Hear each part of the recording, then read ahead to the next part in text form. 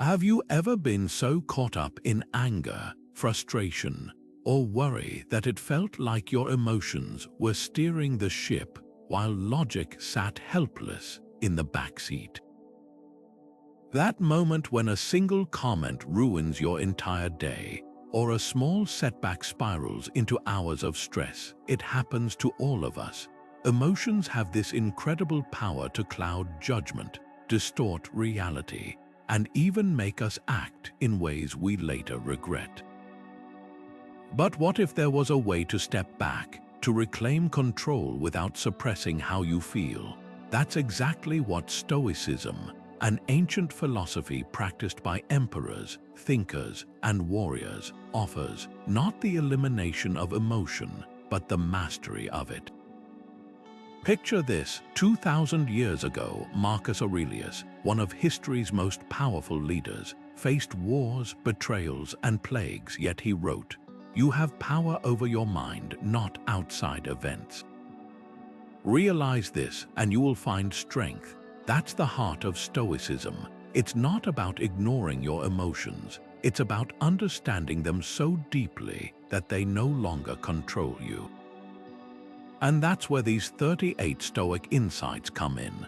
Think of them as a toolkit forged through centuries of wisdom to help you build resilience, clarity, and an unshakable sense of inner peace, no matter what life throws your way. This isn't just philosophy, it's practical armor for modern life. Whether you're dealing with daily stresses, deep disappointments, or moments of overwhelming anxiety, these insights act as guideposts, showing you how to respond rather than react. Imagine being able to pause before anger takes over, to find calm in chaos, or to turn obstacles into opportunities.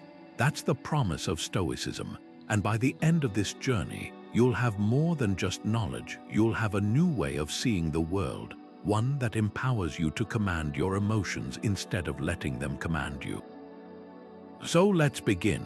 The first and most powerful Stoic insight is understanding what's truly within your control and what isn't.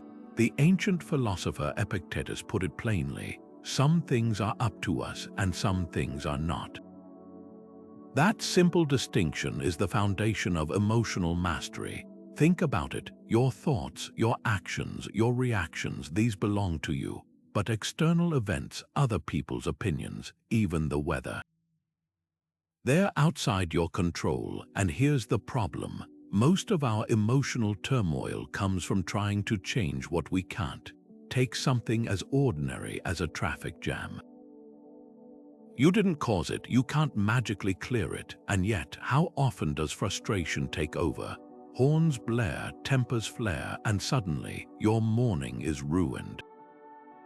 But what if, instead of fighting reality, you asked yourself, what can I control right now? Maybe it's turning on a podcast to learn something new, or using the time to reflect on your day. The traffic hasn't changed, but your relationship to it has. That shift in focus is the essence of Stoic wisdom. This principle scales to bigger challenges too. A job rejection, a strained relationship, even a global crisis, none of these are fully within your power. But your interpretation, your effort, your resilience, those are yours to command. The more you practice this mental separation, the less power external events have to destabilize you. So here's a question to ponder. What situations trigger your frustration the most? And how might your emotional landscape change if you focused only on what you can control? Now let's explore one of Stoicism's most counterintuitive yet transformative practices, Premeditatio Malorum, or the Premeditation of Evils. At first glance, it might sound pessimistic, deliberately imagining the worst-case scenarios life could throw at you. But this isn't about dwelling on fear or inviting negativity.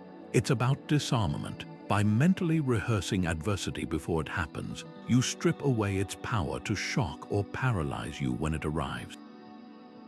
Seneca, the great Stoic thinker, called this rehearsing your fears in advance, and he used it as a daily exercise. While modern culture often encourages us to avoid discomfort, scrolling past bad news, suppressing anxious thoughts, or chasing constant positivity, the Stoics argued that true resilience comes from staring difficulty in the face long before it knocks on your door. Take something as universal as public speaking. Most people's instinct is to calm their nerves by hoping everything goes perfectly. But what if instead you spent a few moments visualizing the worst? The microphone cuts out, you forget your lines, the audience looks bored. At first, this feels unsettling, even silly, but here's the magic. Once you've walked through those scenarios in your mind, they lose their edge. You realize you'd survive, maybe even adapt. You'd pause, find your place, or crack a joke to re-engage the room. Suddenly, the fear of failure shrinks because you've already faced it on your own terms. This practice scales to life's bigger challenges too. Imagine a project at work falling apart, a loved one falling ill, or a financial setback. By mentally preparing for these possibilities, you're not inviting them, you're building emotional calluses. Seneca wrote, "The man who has anticipated the coming of troubles takes away their power when they arrive." It's like keeping an emergency kit in your home. You don't expect disaster, but if it comes, you're ready. And that readiness fosters a profound sense of calm. So consider this: how might mentally rehearsing setbacks change your reaction to them? Next time you feel anxiety creeping in, try flipping the script. Instead of asking, "What if this goes wrong?" ask, "How would I handle it if it did?" You might just find that the weight of uncertainty lifts, leaving you steadier, clearer, and far more in command of your emotions. Amor Fati, love of fate. It's a Stoic concept so powerful that even Nietzsche, centuries later, adopted it as a core philosophy, calling it his formula for greatness. But what does it really mean to love fate, especially when fate delivers hardship, loss, or disappointment? This isn't about passive resignation or pretending pain doesn't hurt. It's about actively embracing every twist and turn, not in spite of the challenges they bring, but because of them. The Stoics believe that obstacles aren't roadblocks, they're the raw material for growth. Marcus Aurelius, leading Rome through war and plague, wrote in his private journal, "The impediment to action advances action. What stands in the way becomes the way." Imagine standing in the middle of a battlefield, surrounded by chaos, and choosing to see it as an opportunity to practice courage, patience, and leadership. That's Amor Fati in action. History is full of moments where this mindset transformed disaster into triumph. Take Thomas Edison's laboratory burning to the ground in 1914.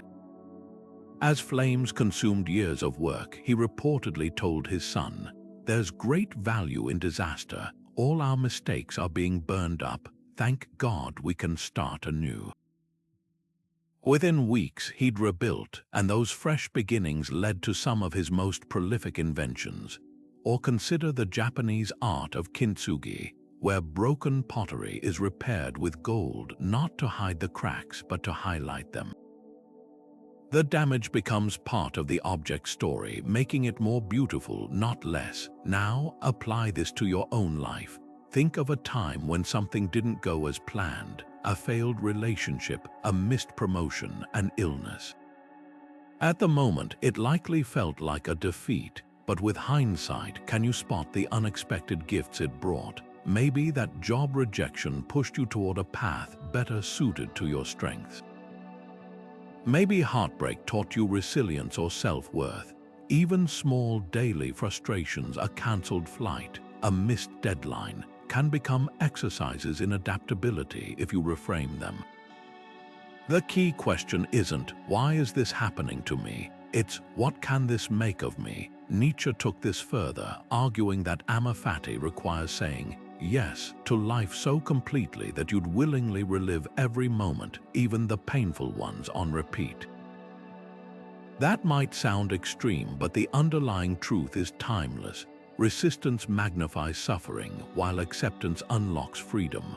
When you stop fighting reality and start working with it, you reclaim agency.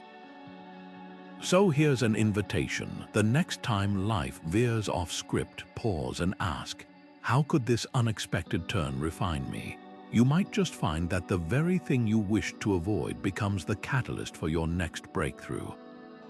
Here's how the Stoics cracked the code on emotional spirals long before modern psychology gave it a name: cognitive distancing. Picture this: you come home to find your favorite vase shattered on the floor.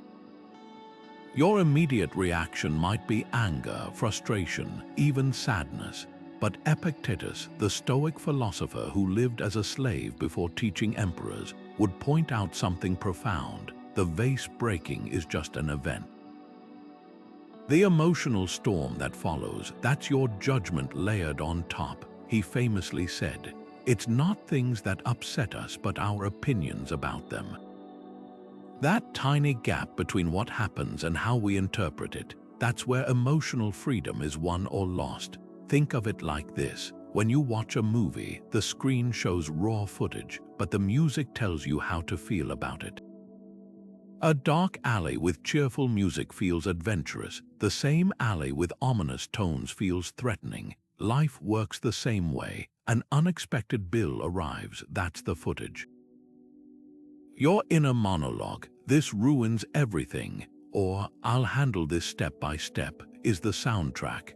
Cognitive distancing is the practice of hitting pause on that soundtrack to examine it objectively.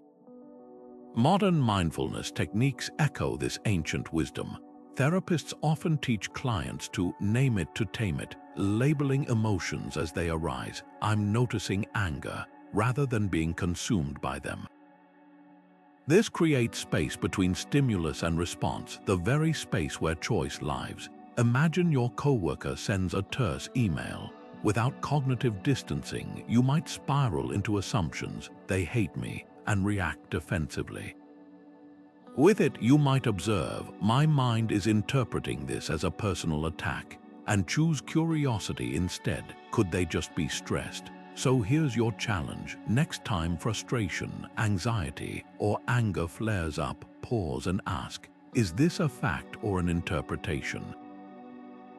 The delayed flight isn't targeting you. The rude comment might reflect the speaker's bad day, not your worth. Like training a muscle, each time you separate event from judgment, you strengthen your ability to respond with clarity rather than react with chaos. The vase may be broken, but your peace of mind doesn't have to be. There's a mental exercise the Stoics practiced called the view from above, and it's like hitting the cosmic zoom out button on your problems. Close your eyes for a moment and imagine rising above your current situation, higher than your city, higher than the clouds, until the earth is just a pale blue dot in the vastness of space. From that vantage point, how significant does your argument with a coworker or that missed deadline really seem? Marcus Aurelius used this technique daily, scribbling reminders like, "Think of the totality of all things and how small your share of it is." He wasn't dismissing life's challenges as meaningless. He was recalibrating their weight against the grand scale of existence. Consider a workplace conflict where someone takes credit for your idea. In the moment, it feels like a blazing injustice. Your pulse quickens, your thoughts race. But from the cosmic perspective, that person's actions are a fleeting speck in the timeline of human history. Even your own career, as important as it feels, is just one thread in an unimaginably large tapestry. This isn't about diminishing your experiences. It's about liberating yourself from their grip. When you zoom out, you realize most of what consumes your emotional energy is temporary, localized, and often forgettable. The beauty of this exercise is its adaptability. Stuck in traffic, imagine the countless cars on roads across the planet, all filled with people harboring their own stresses and joys, worried about a social media slight. Picture the billions of interactions happening this second, most of them dissolving into digital noise by tomorrow. even grief in its rawest form, can soften slightly when held against the backdrop of generations past and future, not to erase its importance, but to contextualize it within the shared human experience. So here's a challenge. The next time you feel tangled in life's minutiae, pause and borrow the Stoic telescope. Ask yourself, will this matter in a month? A year, a century? You might find that the weight you've been carrying was never yours to shoulder alone. The stars have watched empires rise and fall. Your anxieties, seen from that height, are both smaller and part of something far greater. And in that space between insignificance and connection, there's room to breathe. Imagine waking up on a freezing morning and choosing to turn the shower dial to cold before stepping in. Your body tenses, your breath quickens, and for a moment, every cell screams to retreat to comfort. But here's what the Stoics understood. Those 60 seconds of deliberate discomfort are a masterclass in emotional resilience. This is the practice of voluntary hardship, and figures like Cato the Younger, the iron-willed Roman senator, built entire lifestyles around it.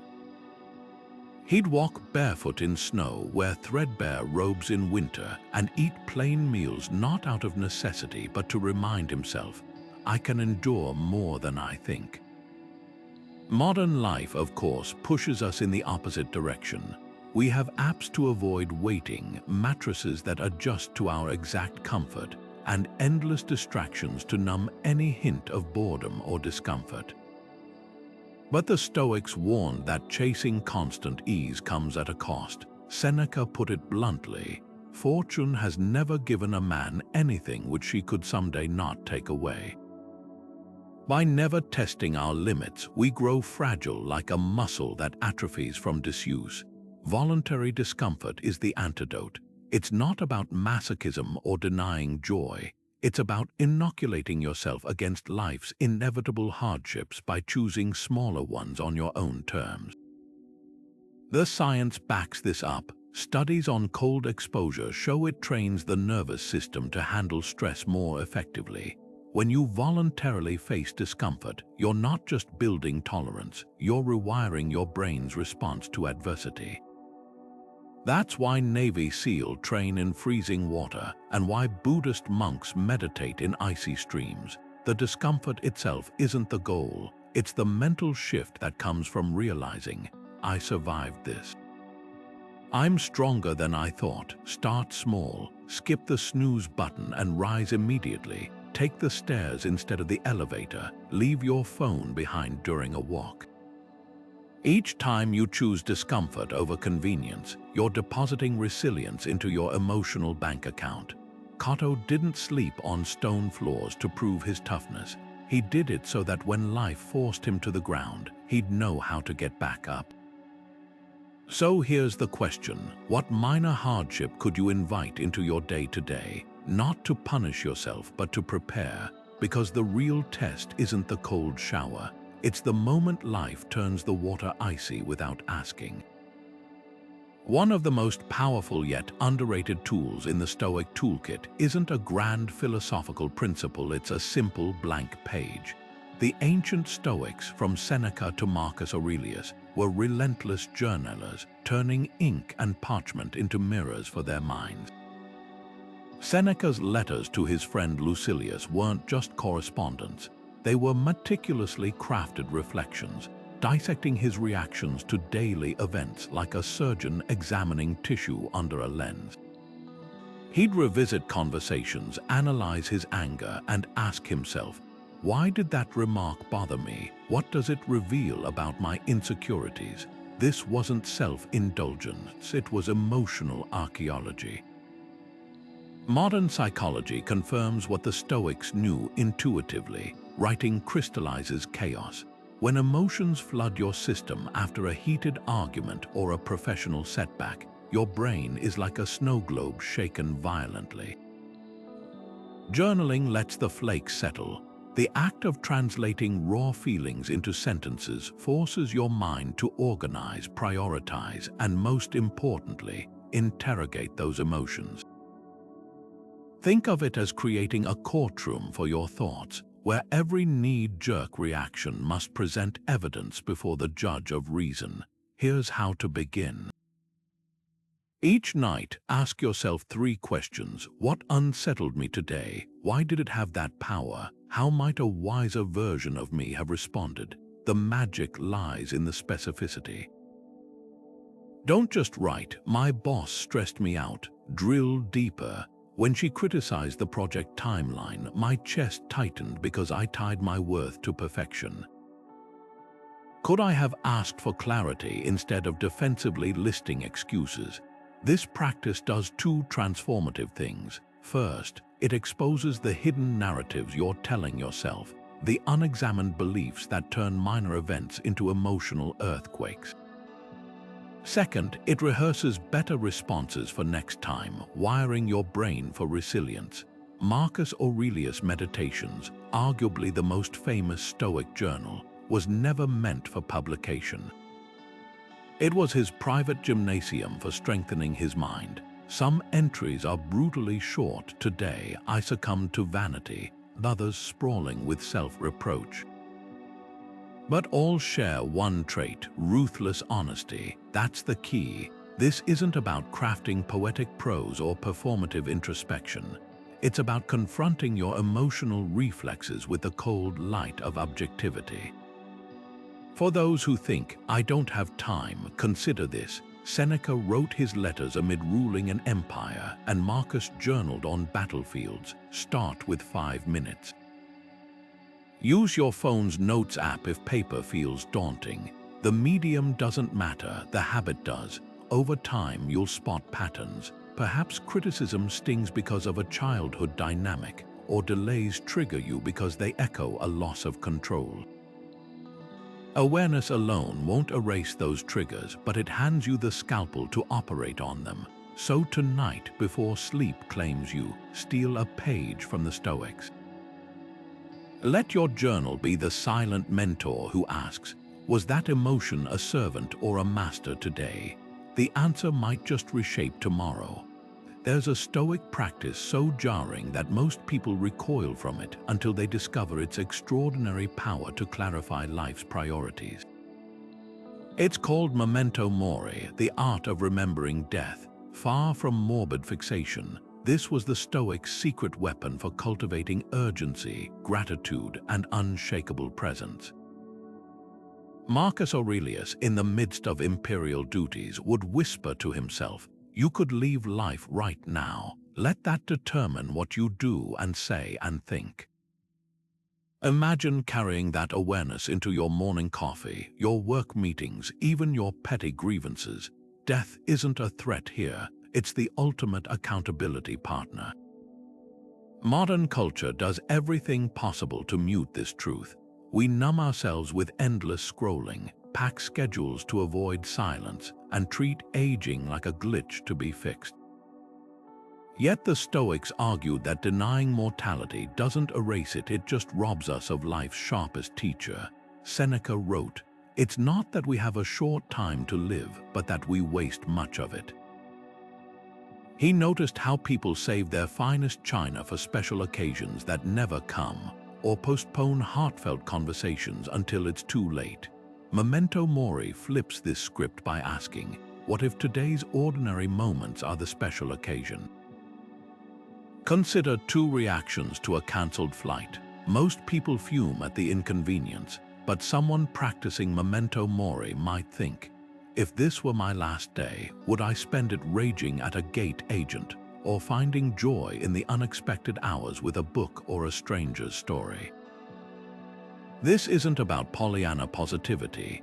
It's about recalibrating your emotional compass toward what truly matters. The Japanese concept of ikai, go ikai, treasuring each encounter as once in a lifetime, echoes this wisdom. When you truly grasp that today's lunch with a friend, your child's laughter, even the feel of sunlight on your skin might never recur in exactly this way, ordinary moments become sacred. History's most impactful creators understood this. Steve Jobs famously said death was life's best invention because it strips away all that's trivial. After his cancer diagnosis, he'd start meetings by asking, "If this were my last day on Earth, would I want to spend it doing what I'm about to do?" The answer often reshaped his agenda. Similarly, the ancient Egyptians placed actual skeletons at feasts not to kill the mood but to elevate it. The message, celebrate fully, because this banquet won't last forever. So here's the challenge. What if you lived today as if it were your last, not in a dramatic bucket list sense, but with the quiet intensity of someone savoring every ordinary gift? Would you still nurse that grudge, procrastinate that dream, or refresh your inbox mindlessly? Or would you write the letter, make the call, sit longer with someone you love?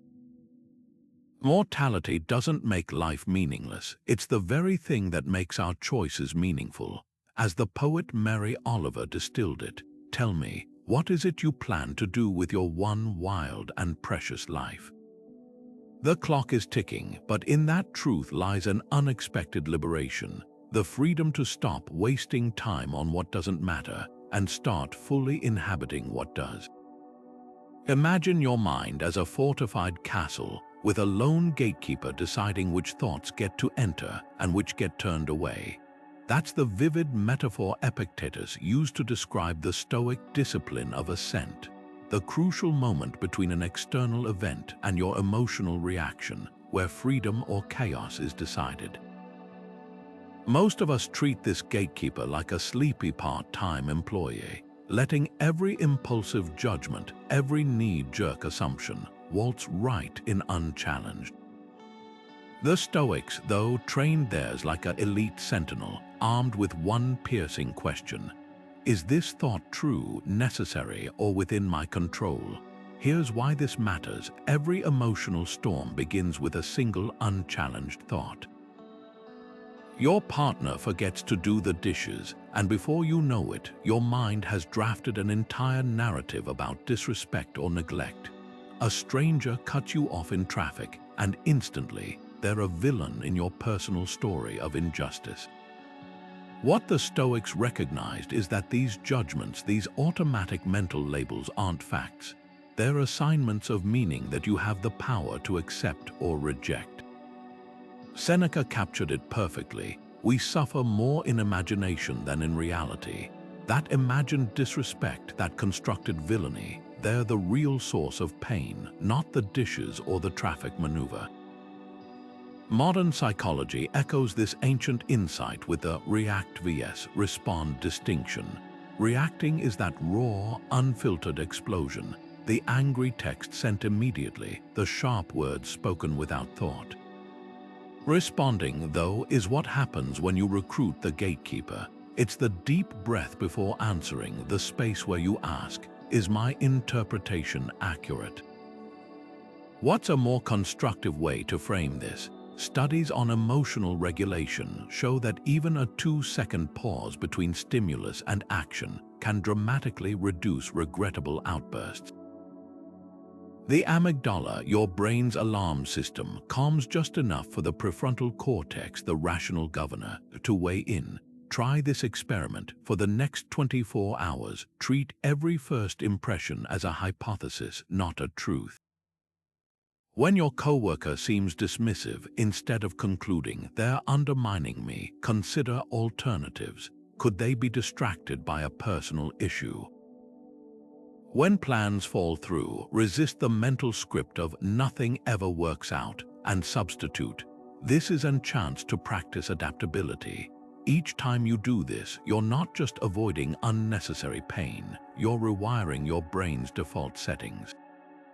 Here's the ultimate test. Can you recall a moment this week where your unchecked judgment escalated a situation? Maybe you took a friend's delayed reply as indifference, or interpreted a critique as a personal attack. Now replay it with the gatekeeper on duty. How might that pause have changed the outcome? The discipline of assent isn't about suppressing emotions. It's about liberating yourself from the ones that don't serve you. Because between what happens to you and how you live with it, there's always a gate, and who holds the keys? You do. Think of the last time you felt wronged. Maybe a friend cancelled plans last minute, or a colleague took credit for your work. That simmering resentment likely felt isolating, as if you were the only one carrying that weight. But the Stoics practiced something radically different: sympathy, the profound recognition that all humans are interconnected in a vast, intricate web. Hierarchals, a Stoic philosopher, visualized this as a series of concentric circles. At the center, you, the next ring, family, then friends, community, humanity, even nature itself. The goal wasn't to stay trapped in the center, but to consciously draw each outer circle closer, to see the stranger's pain as your neighbors, and your neighbors as your own. This isn't just lofty idealism. Neuroscience reveals that when we genuinely empathize with someone, our brain mirrors their experience as if it were happening to us. The same regions light up when we feel pain and when we witness pain in others. The Stoics were ahead of their time here. They understood that resentment thrives in isolation, while connection dissolves it. Imagine a family feud over an inheritance. Each person fixates on their own grievance. They got more than me. But what if instead they stepped into each other's circles? The sister who seems greedy might be drowning in medical debt. The brother who's distant could be grieving silently. Sympathy asks, how does their struggle echo ones I've faced? History's greatest peacemakers used this principle. Nelson Mandela, after 27 years in prison, didn't seek revenge against his oppressors. He studied their language, their culture, their fears, pulling their circle closer until he could say, if you want to make peace with your enemy, you must work with them. Then they become your partner. On a smaller scale, think of a coworker who snaps at you during a meeting. The easy reaction is offense, but sympathy nudges you to wonder, what invisible weight are they carrying? Maybe they're facing layoffs at home or slept in a hospital chair last night. Here's the transformative part. This practice isn't about excusing harm or abandoning boundaries. It's about reclaiming your peace by refusing to let others' actions live rent-free in your mind. When you recognize that the person who cut you off in traffic isn't a villain but a stressed parent racing to daycare, or that the rude cashier might be working 3 jobs to keep the lights on, their behavior loses its power to poison your day. So try this exercise tonight. Picture someone who's frustrated you recently. Now mentally place them in the circle beside you. What shared human experiences might explain their actions? Fear, exhaustion, a longing to be seen. The more you practice this, the more you'll notice a shift, not in them but in you. Resentment softens, compassion grows. And you start to see what the Stoics knew all along. We're all fighting hidden battles, and kindness is the only weapon that heals both sides. The Roman philosopher Seneca once observed, speech is the index of the mind. But what he championed even more was the discipline of restraint, the art of knowing when silence speaks louder than words. In an age where every thought can be broadcast instantly and emotions are monetized as content, Stoicism offers a radical alternative: the power of the unspoken. Imagine 2 colleagues in a heated debate. One fires off rapid retorts, each sentence adding fuel to the fire. The other pauses, lets the silence stretch, and responds with measured clarity. Who controls the emotional temperature of that room? The answer reveals one of Stoicism's least flashy but most potent tools for emotional mastery: strategic silence. Consider how often we escalate conflict simply by filling the space with reactive words. A spouse's forgetfulness becomes a litany of past grievances. A coworker's criticism triggers a defensive monologue. Seneca warned that anger is temporary madness and speech its loudest symptom. He wrote, "The first draft of anger is often the one we most regret." Comparing unchecked words to arrows loosed in haste impossible to retrieve once airborne. This isn't about suppressing emotions, it's about refusing to let them dictate your voice. The Stoics practice the pause, that sacred gap between feeling and expression where wisdom intervenes. Now contrast this with digital culture where oversharing is the norm. Social media rewards immediacy, hot takes, reactive posts, emotional dumping. Algorithms amplify outrage because it generates engagement. But what if, instead of live tweeting your frustration, you applied the Stoic pause? Not as performative restraint, I won't post this because it'll look bad, but as genuine emotional hygiene. Does expressing this serve me or anyone? History's most composed leaders, from Abraham Lincoln drafting his hot letters, angry missives he never sent to the Dalai Lama's deliberate pauses before answering provocative questions, all grasped this truth: silence isn't passivity. It's the space where intention overtakes impulse. There's neuroscience behind this ancient wisdom. When emotions run high, the amygdala hijacks the prefrontal cortex, the brain's reasoning center. Verbalizing anger or anxiety can actually deepen the neural grooves of those states, like a record needle stuck in a scratch. Silence, however, acts as a circuit breaker.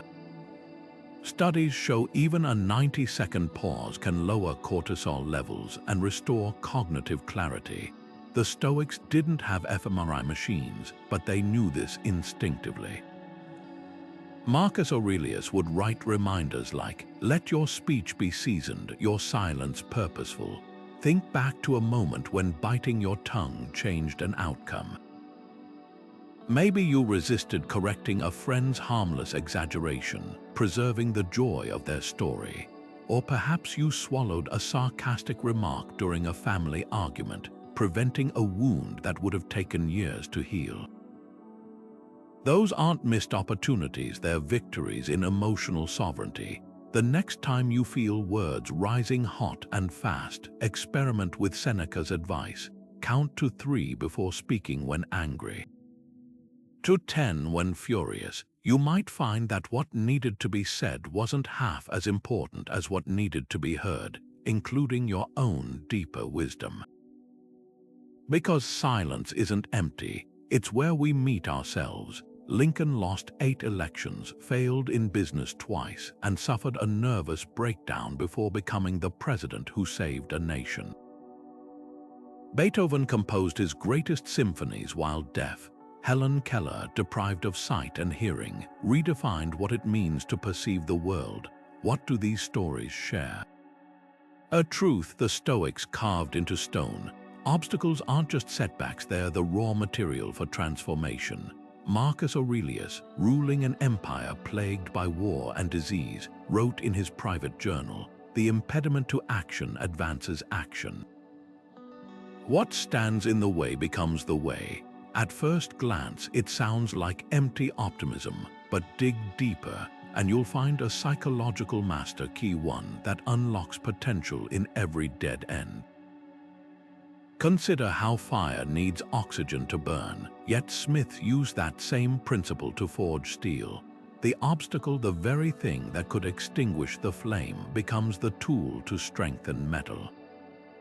This is the alchemy of Stoicism, taking what appears to block your path and repurposing it as fuel.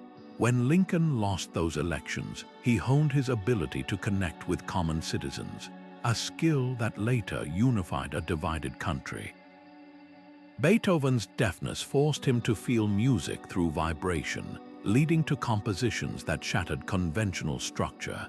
Keller's limitations birthed a language of touch that illuminated minds worldwide. The pattern is undeniable. Greatness isn't born from smooth sailing, but from learning to sail in storms. Modern psychology confirms this with the concept of post-traumatic growth, the phenomenon where adversity sparks unexpected personal development.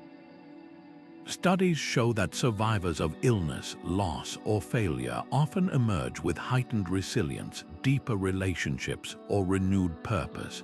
But here's the critical distinction: growth isn't automatic. It requires the Stoic mindset of active reframing. A job rejection can either be proof of inadequacy or a redirection toward a better fit. A financial setback can spiral into despair or become the catalyst for creative frugality. The event itself is neutral. The meaning you assign it determines whether it crushes or elevates you. So here's your challenge. Identify one current obstacle, a strained relationship, a professional plateau, even a daily frustration like traffic or fatigue. Now ask, what if this isn't happening to me but for me? Could that argument with a partner reveal unmet needs worth addressing? Might that creative block push you to explore new methods? Even physical pain, as marathon runners know, can become a signal of progress when interpreted differently. The key lies in shifting from "why is this happening?" to "what can this teach?" History's most resilient figures didn't possess supernatural grit. They simply practiced this mental pivot until it became instinct. Viktor Frankl, surviving Auschwitz, wrote, "When we are no longer able to change a situation, we are challenged to change ourselves." That's the heart of turning obstacles into fuel, not denying hardship, but letting it carve you into someone capable of bearing greater weight. So the next time life hands you resistance, remember, a flint only sparks when struck. Your fire awaits. Seneca's most piercing work isn't titled on the longevity of life, because he knew the real tragedy wasn't how short life is, but how much of it we squander. 2,000 years ago, he wrote, "It's not that we have a short time to live, but that we waste much of it. And if that stings a little, good, that's the point." The Stoics weren't interested in comforting lies. They wanted to shake us awake to the brutal math of existence.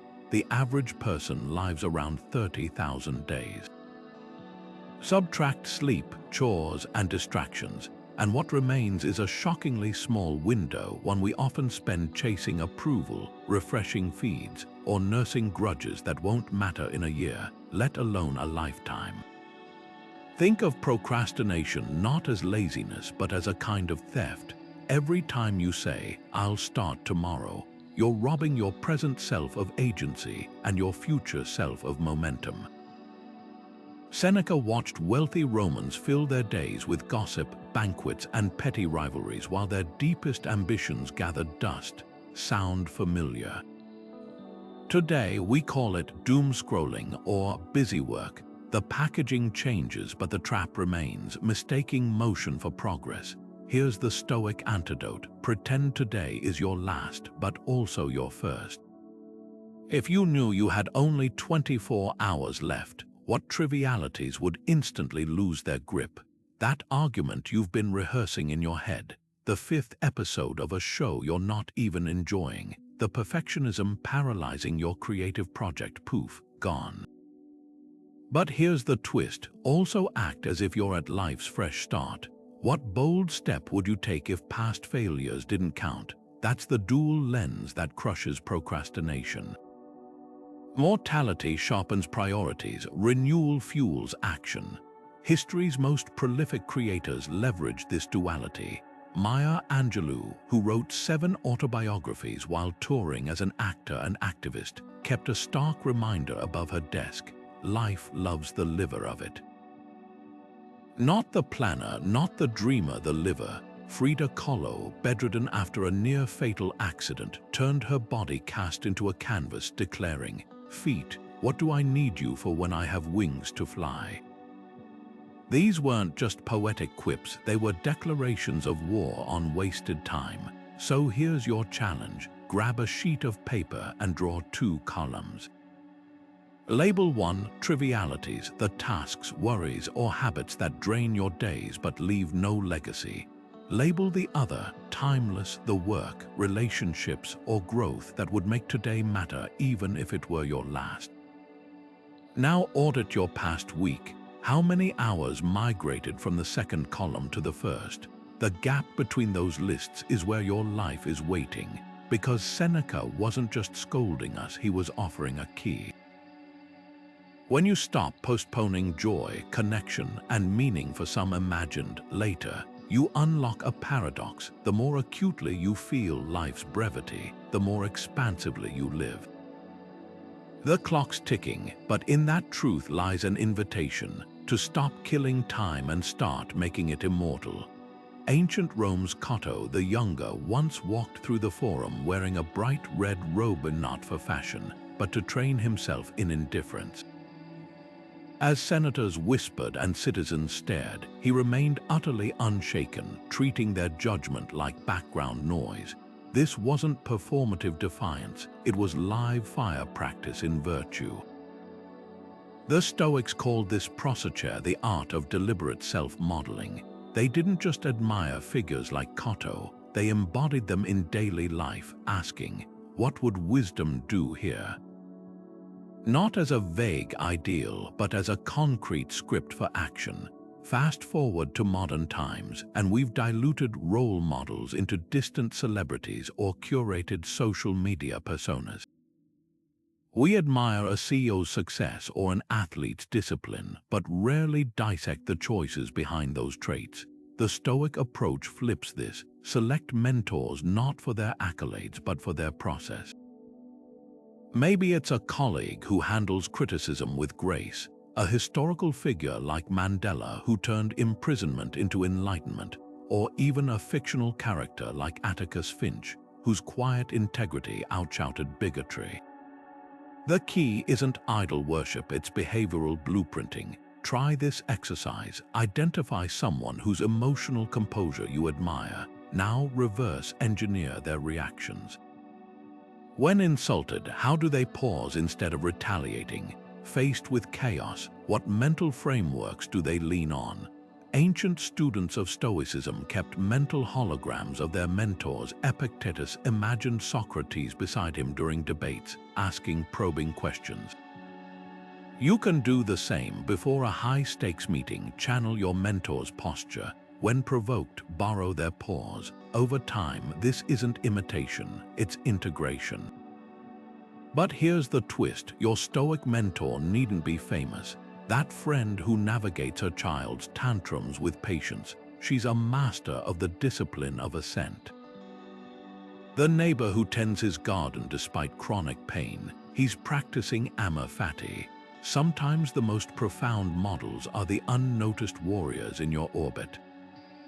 So tonight, reflect. Whose calm under pressure leaves you awestruck? Then go deeper. What specific, stealable habits fuel that calm? Because modeling virtue isn't about becoming a replica. It's about collecting fragments of wisdom until you forge your own unshakable core. Imagine a world where your worth isn't tied to your wallet, your closet, or the car in your driveway, where losing everything material wouldn't shake your core. That's the radical freedom the Stoics offered through contempt for external goods, a phrase that sounds harsh until you unpack its liberating truth. Musonius Rufus, the Stoic teacher who lived like a minimalist monk despite his elite status, put it bluntly, luxury makes the body weak and the soul weaker. He wasn't preaching poverty, he was exposing the lie that possessions could ever fill an inner void. Fast forward to today's influencer culture, where self-worth is measured in likes, labels, and leased Lamborghinis, and you'll see why this ancient insight cuts deeper than ever. Consider the paradox of modern materialism. We chase bigger homes to store more clutter, upgrade phones before the old ones break, and call it retail therapy when shopping becomes emotional anesthesia. The Stoics saw this coming 2 millennia ago. Seneca mocked the endless cycle of accumulation, writing, "It's not the man who has too little, but the man who craves more that is poor." He watched wealthy Romans ship marble across continents for their villas while their souls withered in golden cages. Sound familiar? Scroll through social media today and you'll find the same hunger, just digitized.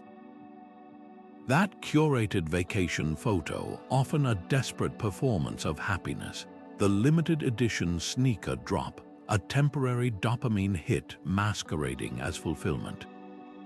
But here's where Stoicism flips the script. Indifference to wealth isn't about rejecting nice things.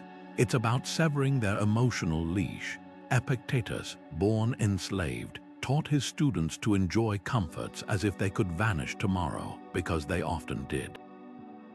He'd say, if you kiss your child, your spouse, even your favorite vase, remind yourself it's mortal. Not to breed pessimism, but to savor without clinging. Picture two people losing their homes in a fire. One collapses in despair, the other, while grieving, remains grounded. The difference: the second practiced seeing possessions as preferred, indifference, things that may add value but never define it.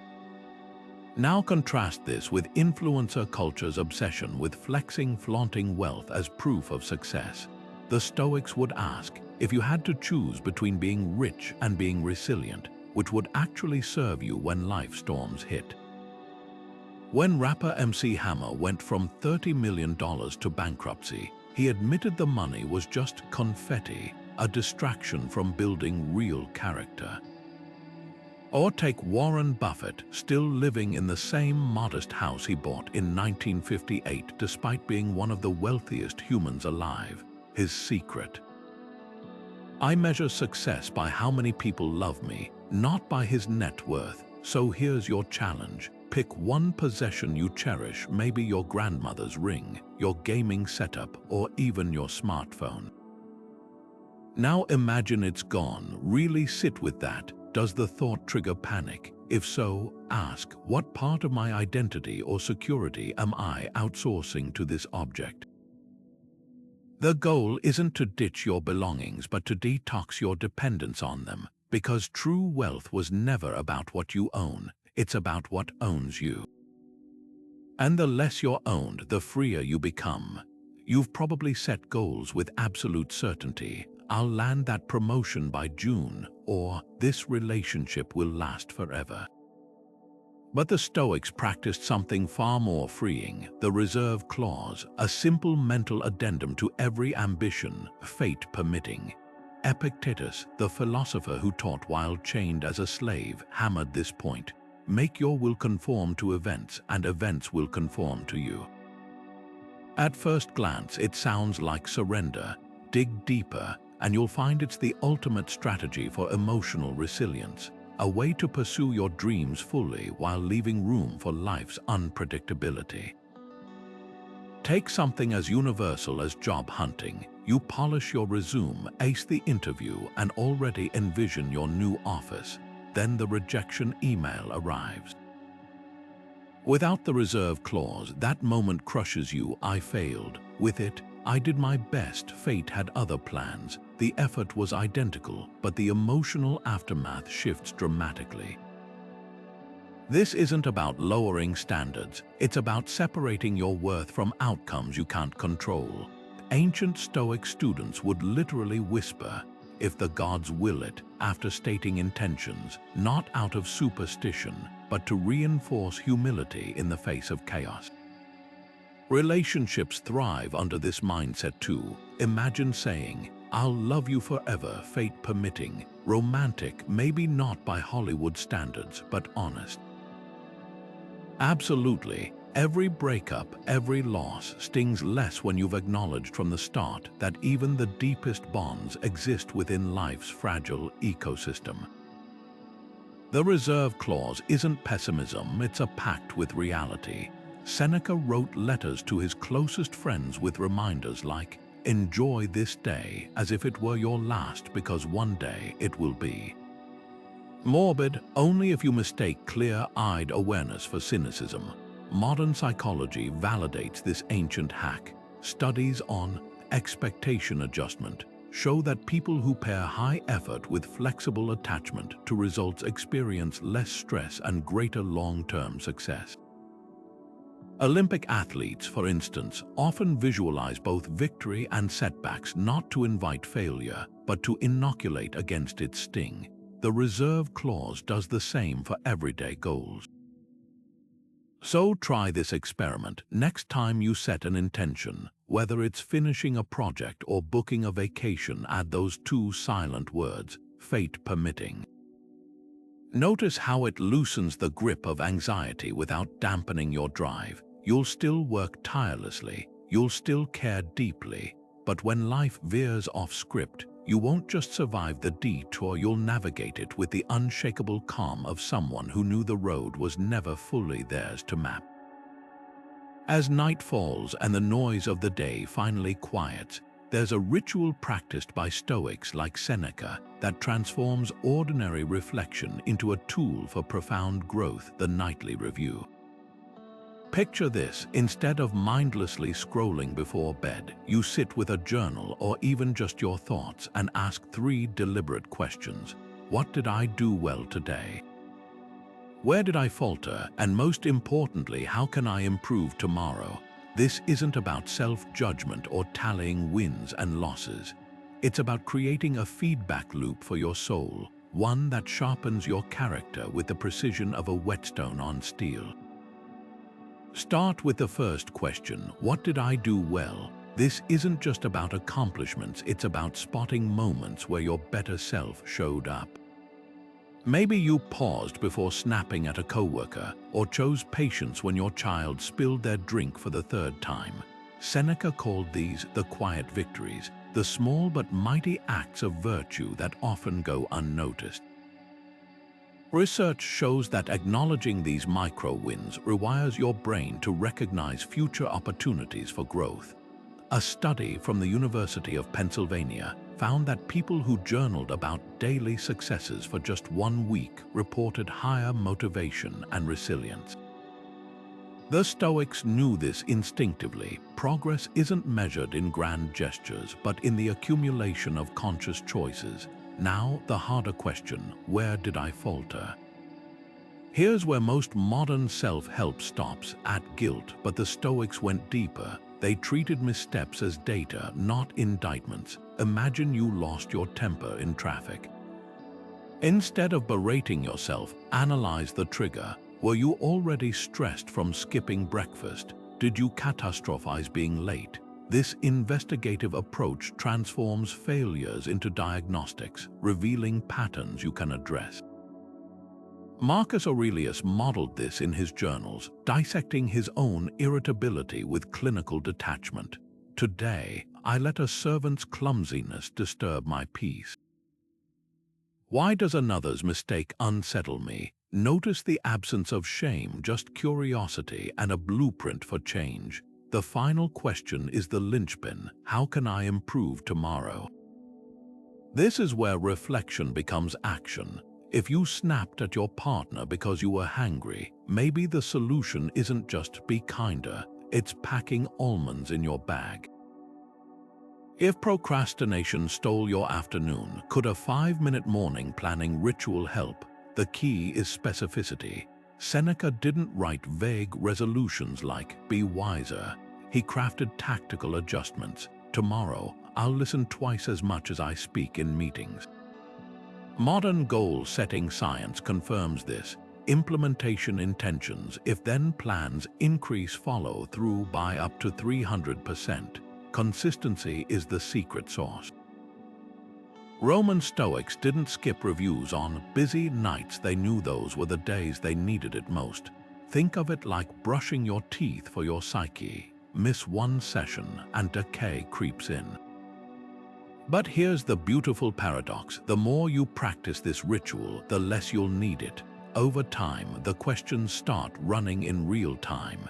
You'll catch yourself mid-frustration thinking, "This isn't how I want to show up," and course correct in the moment. That's when the nightly review stops being a recap and becomes a live edit of your character. So tonight, before sleep pulls you under, steal 5 minutes from the digital vortex. Ask the 3 questions not as a critic, but as a compassionate coach. The answers might surprise you, and in that quiet space between today's lessons and tomorrow's possibilities, you'll find what Seneca called the gentle art of becoming. Because growth isn't an event, it's the slow, steady work of paying attention. Ever notice how road rage turns otherwise reasonable people into temporary versions of themselves they barely recognize? One moment you're humming along to a song, and the next you're white-knuckling the wheel because someone cut you off. Your heart races, your face flushes, and before you know it, you've honked, gestured, or muttered words you'd never say face to face. This is exactly where the Stoics would insert what they called the pause, that deliberate sliver of silence between provocation and reaction. Epictetus described it as letting your inner gatekeeper examine every impression before granting it entry. And in our hyper-reactive world, where notifications and hot takes demand instant responses, this ancient practice isn't just helpful, it's survival gear for your sanity. Think of the pause as a mental airbag. When that car swerves into your lane, the initial surge of anger isn't a choice, it's biology. Your amygdala, the brain's alarm system, triggers a fight or flight response before your prefrontal cortex, the rational governor, even gets a memo. But here's the catch: while you can't control the first flash of emotion, you can control what happens next. That's where the Stoic pause works its magic. By training yourself to take just 3 breaths, inhale, exhale, repeat, you create enough space for reason to catch up with reaction. Studies on emotional regulation show that even a 6-second delay can reduce impulsive outbursts by over 50%. It's not about suppressing anger, it's about refusing to let it drive. Now apply this to conflicts beyond traffic. Recall a recent argument where words flew faster than thoughts, maybe a heated text exchange or a kitchen debate over chores.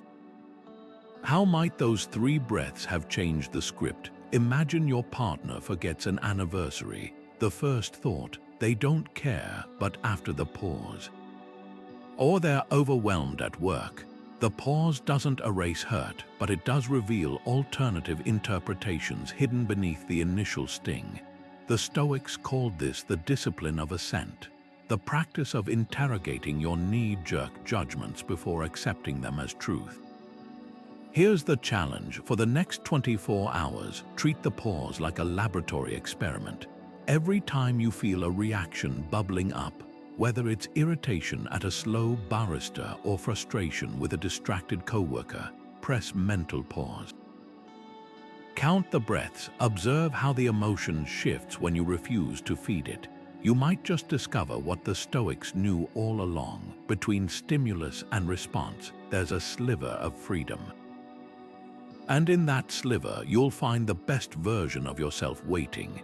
Imagine spending years crafting something you're proud of, a painting, a business, even a well-raised child, only to have it met with silence or criticism. That sting you feel, it's the hunger for praise, a craving the Stoics considered one of the most dangerous traps of the human psyche. Marcus Aurelius, whose words were read by millions but written for no one but himself, warned, "Fame is fleeting, and if you chase it, you'll be like a dog chasing its own tail, exhausted and forever unfulfilled." He didn't say this as a recluse hiding from the world, but as an emperor whose every action was scrutinized. His point wasn't that recognition is evil, but that making it your compass guarantees misery.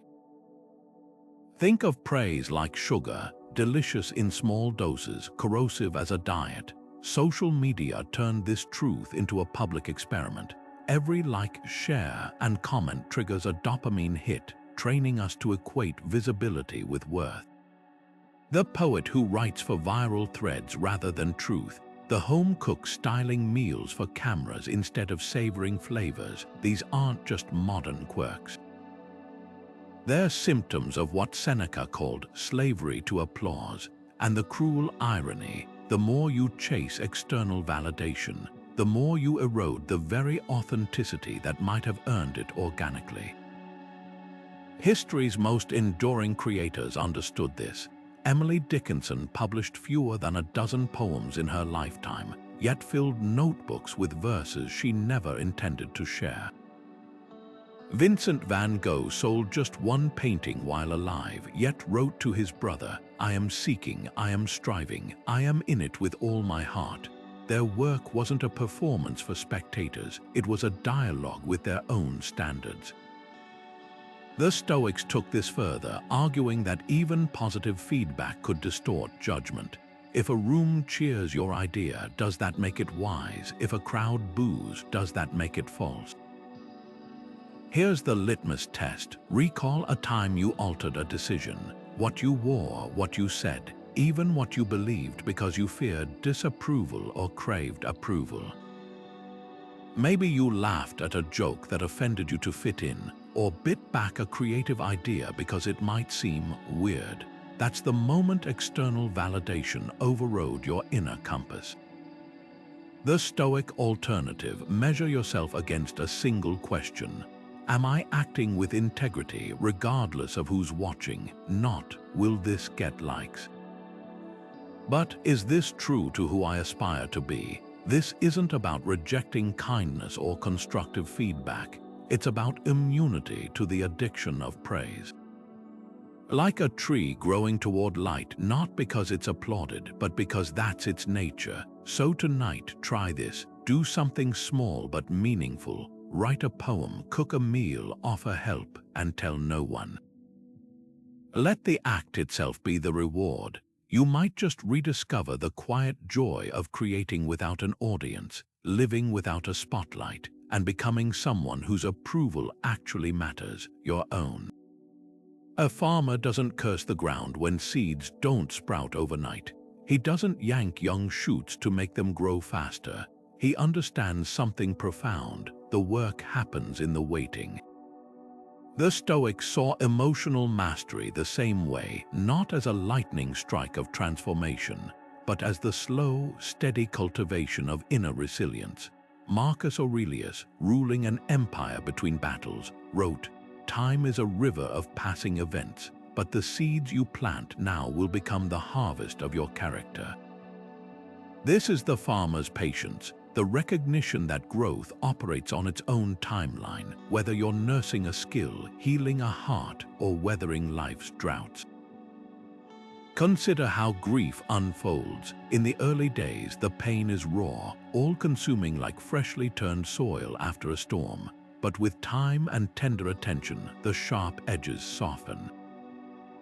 The Stoics didn't preach rushing this process. Seneca, consoling a grieving friend, advised, "Let tears flow, but let them also cease. Let sighs be deep, but let them end." His wisdom mirrors the farmer's rhythm. You don't ignore the barren field, but you don't abandon it either. You show up season after season, trusting that sunlight and sorrow alike have roles to play. Skill building thrives on this principle too. Imagine two aspiring musicians. One practices sporadically, fueled by bursts of inspiration, quitting when progress lags. The other embraces the grind, the scales, the blisters, the off days, knowing mastery lies in the accumulation of small, unseen efforts. The Stoics called this the long game of virtue. Epictetus, teaching students who wanted quick wisdom, would say, "You don't harvest figs in winter." True competence, like emotional maturity, demands seasons of patience. Modern culture, though, sells shortcuts, adds promise, 30-day transformations, while social media highlights only polished results, never the messy middle. It's no wonder frustration blooms when real life, with its delays and setbacks, doesn't match the fantasy. The farmer's patience rebels against this. It asks, what if the waiting isn't an obstacle, but the very ground where roots grow deepest? So here's your invitation. Look at the areas where you're demanding instant growth. Maybe it's a new habit you've abandoned because it didn't stick fast enough, or a relationship you've judged as stagnant because healing isn't linear. What if, instead of measuring by days, you thought in seasons? The farmer knows some crops take 90 days, others 9 months. Your emotional landscape is no different. Water what's worth growing, then trust the unseen work beneath the surface, because the harvest doesn't come when we're watching the clock, it comes when the soil is ready. Nature doesn't apologize for winter. The trees don't rage against the frost or beg the sun to return early. They stand bare, knowing spring's arrival is written into the fabric of time. This is the Stoic concept of the uniformity of nature, the understanding that life's ebbs and flows aren't personal attacks, but part of a grand, predictable rhythm. Marcus Aurelius, watching seasons change from his war camps, wrote, "What's good for the hive is good for the bee." In other words, the same laws that bring thunderstorms to nourish crops will sometimes flood your fields. The key isn't resisting the cycle, but learning to move with it. Take something as universal as career rejection. You polish your portfolio, pour your soul into an application, and hear nothing or worse, a generic, "We've gone with another candidate." The modern instinct is to spiral. "I'm not good enough, the system's rigged, why bother?" But the Stoic lens shifts the frame. Rejections aren't anomalies, they're as natural as leaves falling in autumn. For every yes you receive, statistics dictate there will be dozens of no's, not because you lack worth, but because that's how selection processes function. Even Mozart faced dismissal from royal courts. Shakespeare's plays bombed. J.K. Rowling's Harry Potter manuscript was rejected 12 times. These weren't failures of talent, they were seasons of winter before spring's breakthrough. The magic lies in how you interpret the rhythm. A farmer doesn't abandon his field because winter comes, he prepares for it. He insulates the soil, repairs his tools, and plans next year's crops. Similarly, a Stoic approach to rejection isn't passive resignation, it's strategic patience. Maybe that no means refining your skills or discovering a path better aligned with your strengths. The novelist who gets rejected might switch genres and find her voice. The laid-off employee might start the business he'd always postponed. When you stop seeing setbacks as interruptions and start viewing them as part of life's natural sequence, their emotional weight lightens. Here's the pivotal question. What if the thing you're resisting, the delay, the rejection, the unexpected plot twist, isn't an obstacle but the next necessary phase of your growth? The caterpillar doesn't fight the cocoon, it surrenders to the transformation. The oyster doesn't resent the grain of sand, it layers it into a pearl. Your current challenge might be the very condition required for your next evolution. So instead of asking, "Why is this happening to me?" try asking, "What if this is happening for me?" The answer might not come immediately, but trust what the Stoics and nature agree on. No winter lasts forever, and no spring skips its turn. There's a reason castles were built with inner fortresses. When outer walls fell, defenders could retreat to a final, unbreachable stronghold. Marcus Aurelius, the philosopher king who led Rome through war and plague, envisioned this same principle for the mind. He wrote, "Retreat into yourself." No retreat offers more quiet and relaxation than that of your own soul. This is the Stoic concept of the inner citadel, a psychological sanctuary no external chaos can penetrate. Picture it, while the world shouts opinions, flings insults, or dangles rewards, you remain anchored in a quiet space where your worth isn't up for debate. Modern life, though, trains us to build our castles backward. We decorate the outer walls, our social media profiles, job titles, possessions, and leave the center hollow, vulnerable to every passing storm. A bad review ruins your week. A stranger's glare makes you question your outfit. A missed promotion shakes your identity. The Stoics would call this fortress inversion, prioritizing the defenses that crumble fastest. Epictetus, born into slavery, knew this intimately. He taught that true freedom begins when you build your foundation inward, making external praise, blame, or loss irrelevant to your core stability. Consider how we typically handle criticism.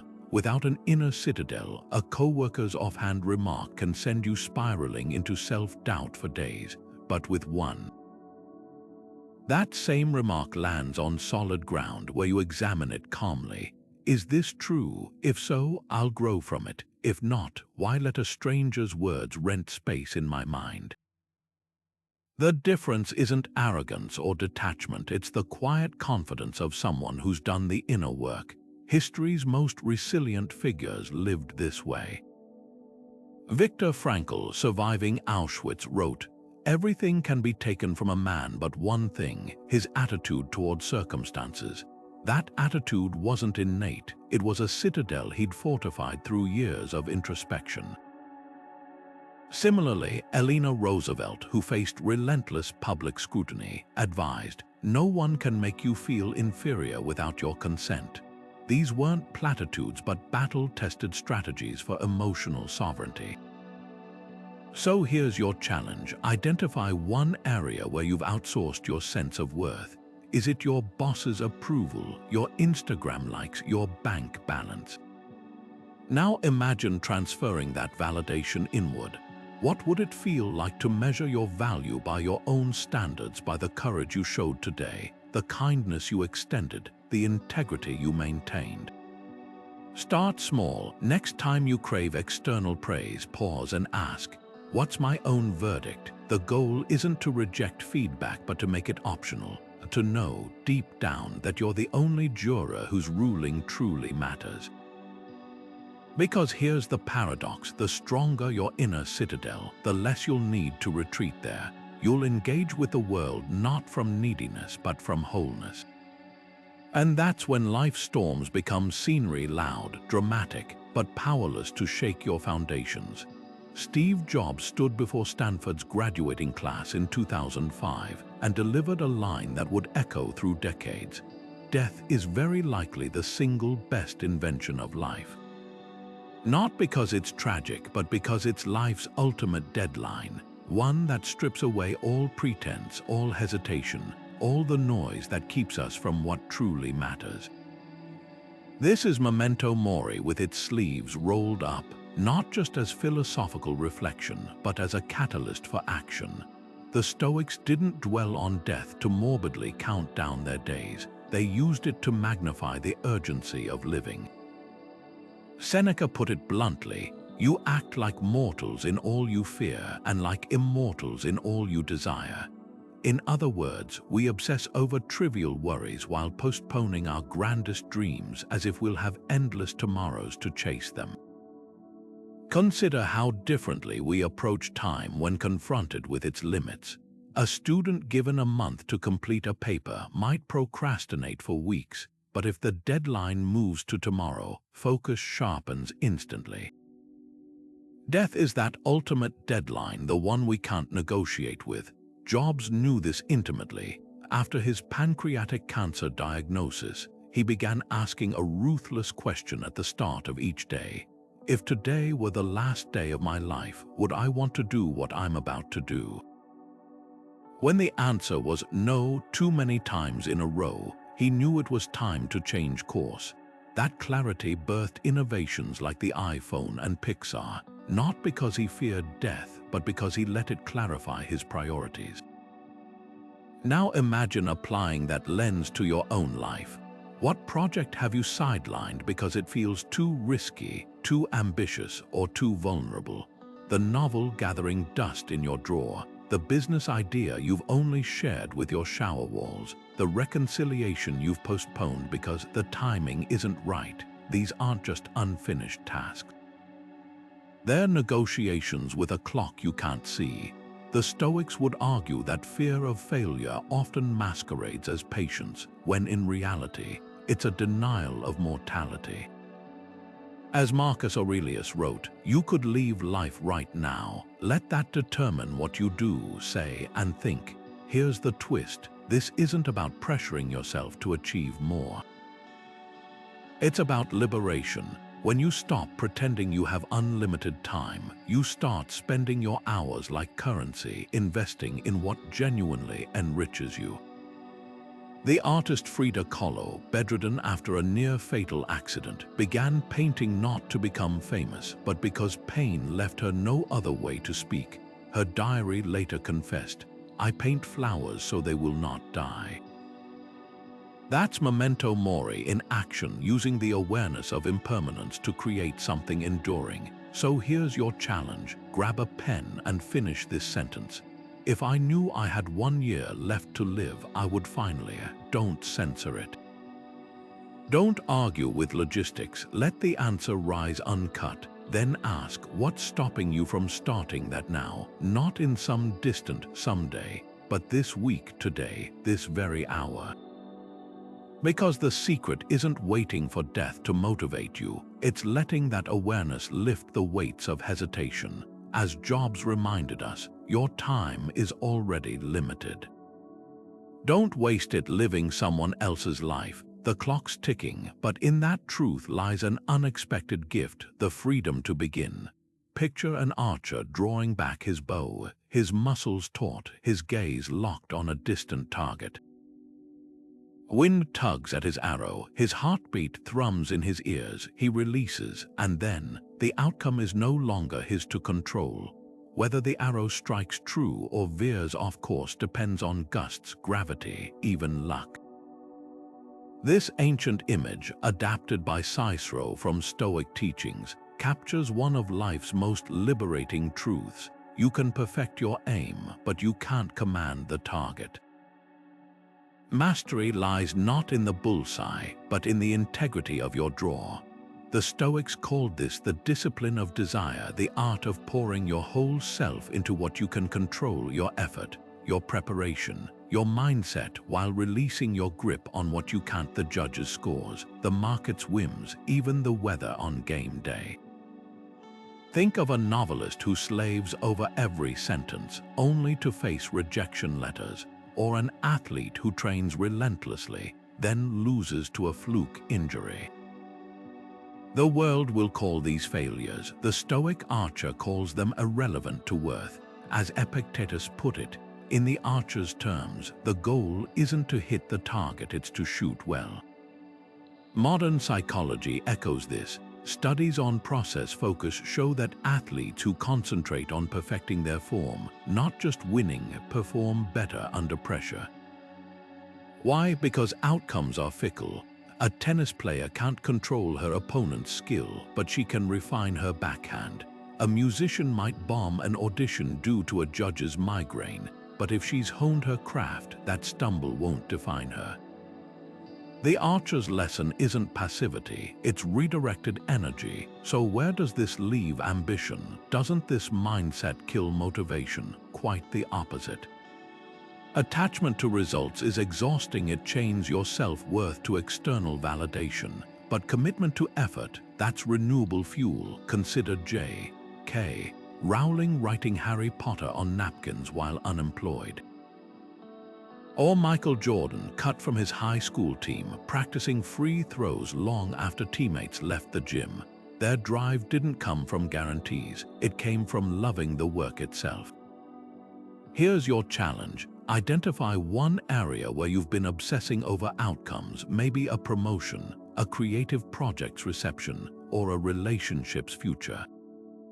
Now ask, what would the archer do? You can't force a boss to promote you, but you can outwork everyone in the room. You can't demand applause for your art, but you can polish it until it thrills you. The bullseye might always move, but your aim, that's yours to perfect. Anger burns fast and leaves scars that last. Seneca, the Stoic philosopher who served as advisor to Emperor Nero, called anger brief madness, a temporary insanity where logic evaporates and the body becomes a puppet of its own rage. In his essay on anger, he paints a vivid picture of its effects: flushed faces, bulging veins, voices that shake with fury. But here's the twist. He argues the real victim of anger isn't the target of your rage, but you. Imagine gripping a red-hot coal to throw at someone else, who gets burned first. Modern life offers no shortage of coal-gripping moments. Road rage is a perfect example. One study found the average driver experiences 3 anger-inducing incidents per hour: someone cutting you off, tailgating, or stealing your parking spot. In the heat of the moment, it feels righteous. They deserve my fury. But let's dissect what actually happens. Your heart rate spikes, stress hormones flood your system. Your focus narrows to tunnel vision, as if that license plate ahead is the only thing that matters. Meanwhile, the offending driver, they've likely already forgotten you exist. Seneca's question lingers: who's truly suffering here? The Stoics diagnosed anger as a kind of misplaced accounting. We treat small offenses, a rude comment, a slow cashier, a delayed text, as if they're debts others owe us and we're the collectors. But every minute spent fuming over these slights is interest we pay on a loan nobody agreed to. Think of the last time someone slighted you.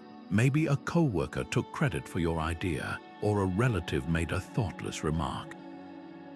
How long did that resentment linger? Hours, days? Now ask, did holding onto it improve anything, or just drain energy you could have spent creating, connecting, or simply enjoying life? History's wisest figures learned to audit these emotional expenses. Nelson Mandela, imprisoned for 27 years, emerged refusing to waste a second on bitterness. Resentment is like drinking poison, he said, and hoping it will kill your enemies. The Stoics took this further. They saw anger as false problem-solving, a primitive illusion that shouting or scheming could fix what patience and reason couldn't. When a Roman senator insulted Cato the Younger, he simply replied, "I disagree," and moved on. No theatrics, no retaliation, just a refusal to let someone else's behavior dictate his inner peace.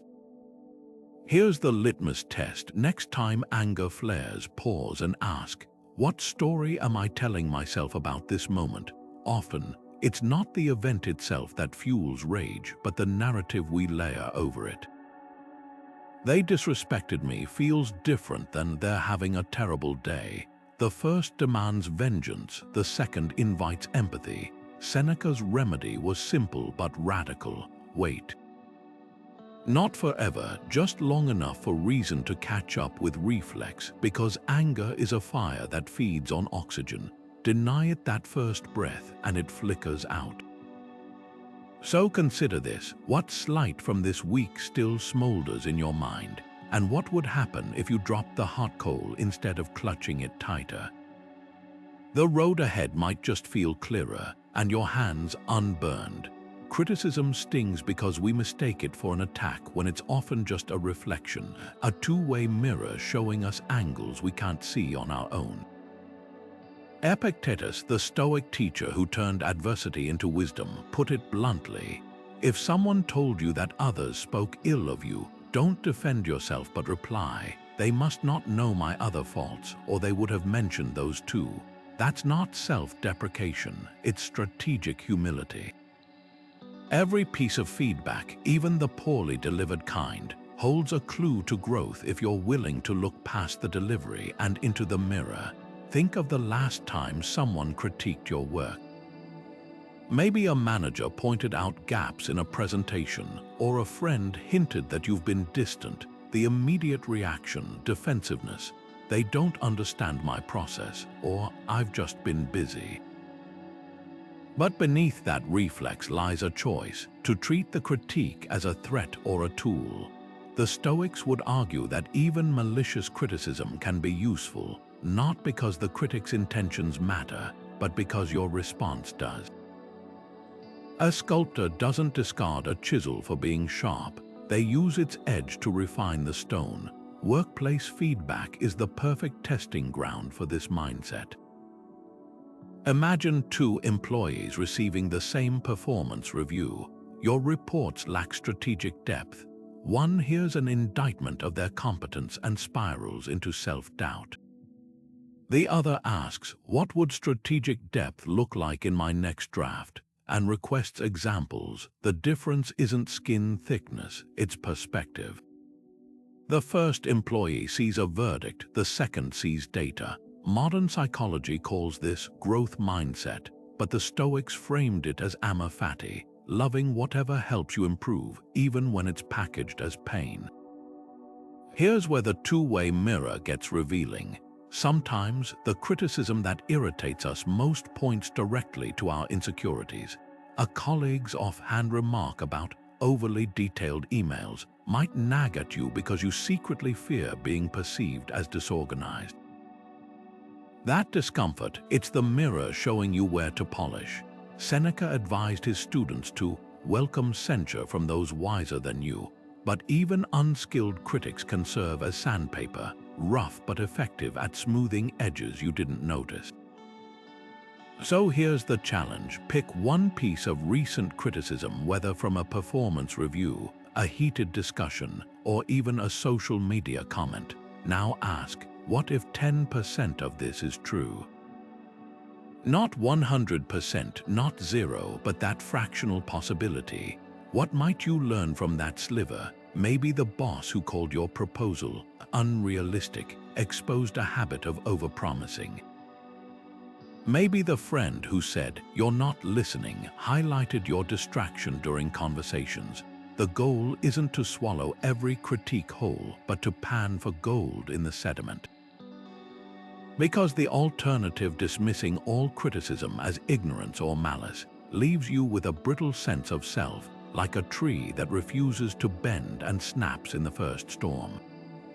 The Stoics knew this. The strongest minds aren't those shielded from feedback, but those skilled at sifting it. So next time the mirror reflects something unflattering, lean in. The view might just reveal the path to your next breakthrough. Marcus Aurelius carried a simple coin in his pocket, not for spending, but for flipping. On one side, the face of a challenge, a test of his patience, his courage, his resolve. On the other, the gleam of a lesson, an invitation to grow wiser, softer, stronger. He called this the alchemy of adversity, the practice of turning every hardship's leaden weight into gold by asking one transformative question: is this happening to me or for me? Take something as ordinary as a missed flight, the immediate narrative, "This is a disaster," but flip the coin, tails, what's the lesson? Maybe it's a chance to practice patience, to discover the airport's hidden quiet corner perfect for reading. Heads, what's the test? Can you problem solve calmly, finding alternate routes without unraveling? The event hasn't changed, but your relationship to it has. I learned this the hard way when a publisher rejected my first book after years of work. My initial reaction was pure tailspin. I'm not good enough. But then I remembered Aurelius' coin, tails. The rejection taught me the manuscript needed deeper research, a lesson that later made the book undeniable. Heads, it tested my commitment. Was I writing for validation, or because the story mattered? That flipped narrative kept me revising until the right publisher said yes. History's greatest comebacks follow this pattern. J.K. Rowling's Harry Potter rejections, tails. They forced her to refine her pitch. Heads, they tested whether she believed in her wizarding world enough to keep knocking. Thomas Edison's 10,000 failed lightbulb prototypes, tails. Each taught him how not to build it. Heads, they proved his resilience could outlast every no.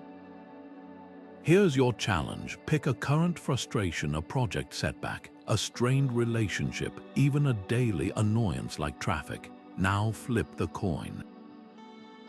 Tails, what if this is here to teach you something? Maybe that creative block is nudging you toward a fresh approach. Heads, what if this is testing a muscle you've neglected? That argument with a friend might be examining your capacity for forgiveness. The goal isn't to pretend adversity feels good, it's to recognize that within every struggle lies a hidden curriculum.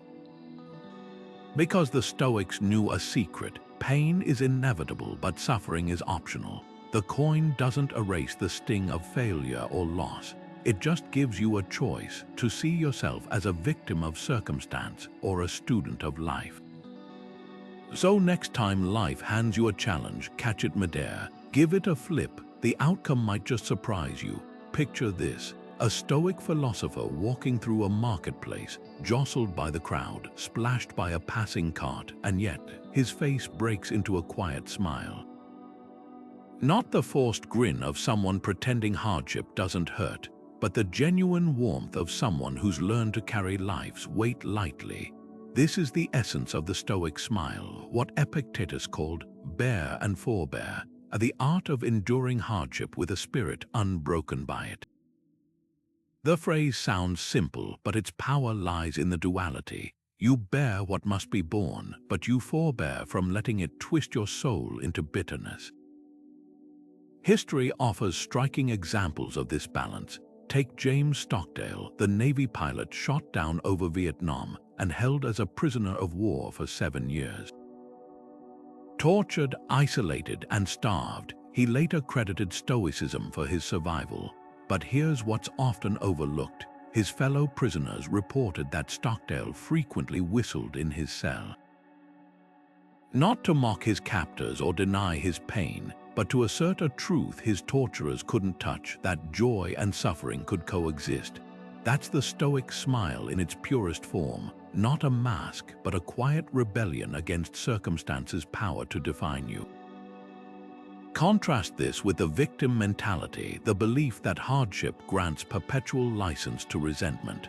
Modern culture often conflates suffering with virtue, as if enduring pain entitles you to perpetual solemnity or sourness. The Stoics flipped this script. To them, cheerfulness amid difficulty wasn't denial, it was defiance. Think of a nurse cracking a joke in an ER to ease tension, or a parent making a game out of a power outage to calm frightened kids. These aren't avoidance tactics, they're acts of emotional alchemy, transforming leaden moments into something lighter without pretending they're weightless. So where does this resilience come from? Epictetus gave the answer in a metaphor. Lambs don't complain to the shepherd about being dinner for wolves. They simply live as lambs, grazing, playing, being wholly themselves until the end. In other words, the Stoic smile flows from accepting life's inherent risks without letting them dictate your inner weather. A traveler delayed by a storm can rage at the skies or laugh with fellow stranded passengers. The storm doesn't change, the story does. Here's the challenge: identify one current struggle, a work deadline, a financial pinch, a strained relationship. Now ask, how could I face this with 10% more lightness? Not ignorance of the difficulty, but a refusal to let it monopolize your spirit. Maybe it's humming through a tedious task or finding absurdity in a frustrating situation. The goal isn't to erase the weight, but to prove you can carry it without being crushed. Because the Stoic smile isn't about avoiding shadows. It's about remembering you're the one who gets to choose whether to stand in them or face the sun. Imagine watching yourself from across the room during your last heated argument, seeing the flushed face, the clenched fists, the words fired like arrows. That's the power of the third-person view, a Stoic exercise Marcus Aurelius practiced daily. He'd write in his journal as if advising a younger version of himself. When you wake up irritable, ask, does this serve the person I aspire to be? This shift in perspective isn't about suppressing emotion. It's about creating just enough space between stimulus and response to choose your next move with clarity. Think of it like reviewing game tape. Athletes don't improve by reliving mistakes in the heat of the moment. They study footage afterward, analyzing angles they couldn't see mid-play. Your emotions work the same way. In the thick of a conflict, your brain's amygdala hijacks rational thought, flooding your system with fight or flight chemicals. But when you mentally step back, even for 3 breaths, you engage the prefrontal cortex, the brain's wise coach. Studies show this simple act of self-distancing reduces emotional intensity by up to 40%. Try this with a recent clash. Maybe you snapped at a partner for forgetting groceries, or bristled when a coworker dismissed your idea. Now replay it as if you're a neutral observer. What would you notice about your tone, your body language, the gaps between what you felt and what you expressed? Marcus called this the view from above. not to minimize your experience, but to reveal blind spots. That pause where you interrupted might look different from the outside. The sarcasm you thought was clever might read as insecurity. Here's where it gets transformative. Overlay the lens of a mentor. Picture someone whose composure you admire, a historical figure like Mandela, a calm teacher, even a fictional character like Atticus Finch. How would they have navigated that same argument? Would they have leaned into the drama or found a way to de-escalate? The Stoics believed we all carry an inner sage. The third-person view simply lets you consult them before reacting. Practical tip: keep a detachment prompt handy. It could be a bracelet you touch when emotions flare, or a screensaver of a mountain symbolizing that higher perspective. When tensions rise, use it to trigger one question. What's the version of me I respect doing right now? The answer won't always stop the emotion, but it will guide you toward responses you won't regret. Because growth isn't about never feeling anger. It's about ensuring anger never becomes the architect of your actions. Seneca once wrote a letter to his friend Lucilius with a striking challenge. Set aside a certain number of days to eat only the plainest food, wear your oldest clothes, and ask yourself, is this the condition I so feared? This wasn't about embracing poverty. It was about exposing the invisible weight of excess. The Stoics understood something modern neuroscience confirms. Emotional clutter and physical clutter are two sides of the same coin. Every unused gadget in your drawer, every app notification hijacking your focus, even that stack of unread books gathering dust, they're not just objects. They're silent demands on your attention, fragments of guilt, reminders of unfinished business. Your mind treats them like browser tabs left open, draining energy even when you're not looking. Consider the paradox of digital minimalism today. We declutter our homes with Marie Kondo-esque fervor, yet tolerate mental sprawl that would horrify us in physical form. Imagine if your closet mirrored your inbox, clothes piled haphazardly, half-worn outfits dangling off hangers, a dozen pairs of shoes you never liked but feel obligated to keep. That's precisely how most of us treat our cognitive space. Seneca saw this coming. It's not the man who has too little, but the man who craves more that is poor. The real scarcity isn't space, it's serenity. The solution isn't just tossing out old sweaters, it's auditing your desires. Take social media. Scrolling through curated feeds often feels like emotional junk food, momentarily satisfying but leaving you emptier than before. A digital detox isn't about rejecting technology. It's about reclaiming agency over what deserves your attention. The Stoic approach to minimalism asks, does this object, habit, or relationship serve my purpose or scatter it? When Marcus Aurelius ruled Rome, he slept on a simple cot while surrounded by imperial opulence, not to punish himself, but to remember that true freedom lies in needing little. Modern research echoes this. Princeton neuroscientists found that physical clutter reduces focus by overloading your visual cortex. Similarly, a University of London study linked smartphone notifications to stress spikes comparable to a full workday. But here's the twist: minimalism isn't deprivation, it's curation. The Japanese concept of non-negative space teaches that emptiness isn't lack, it's where meaning breathes. A musician doesn't fear silence between notes, she relies on it to shape the melody. So here's your challenge: walk through your home or scroll through your phone with Seneca's eyes. That half-finished craft project, either give it a deadline or release its psychic weight. The group chat that buzzes with drama, mute it. The grudges you've stockpiled like old magazines. Recycle them into lessons. Discarding mental junk isn't about achieving some Zen ideal. It's about making room for what actually nourishes you. Because as the Stoics knew, a crowded life is rarely a rich one. The lighter your load, the farther you'll travel. The mythical phoenix doesn't just die in flames, it uses them as kindling for rebirth. That's the heart of the phoenix mindset, a Stoic approach to failure that doesn't ask if you'll fall apart, but how you'll reassemble when you do. Ancient Stoics saw destruction as the precursor to reinvention.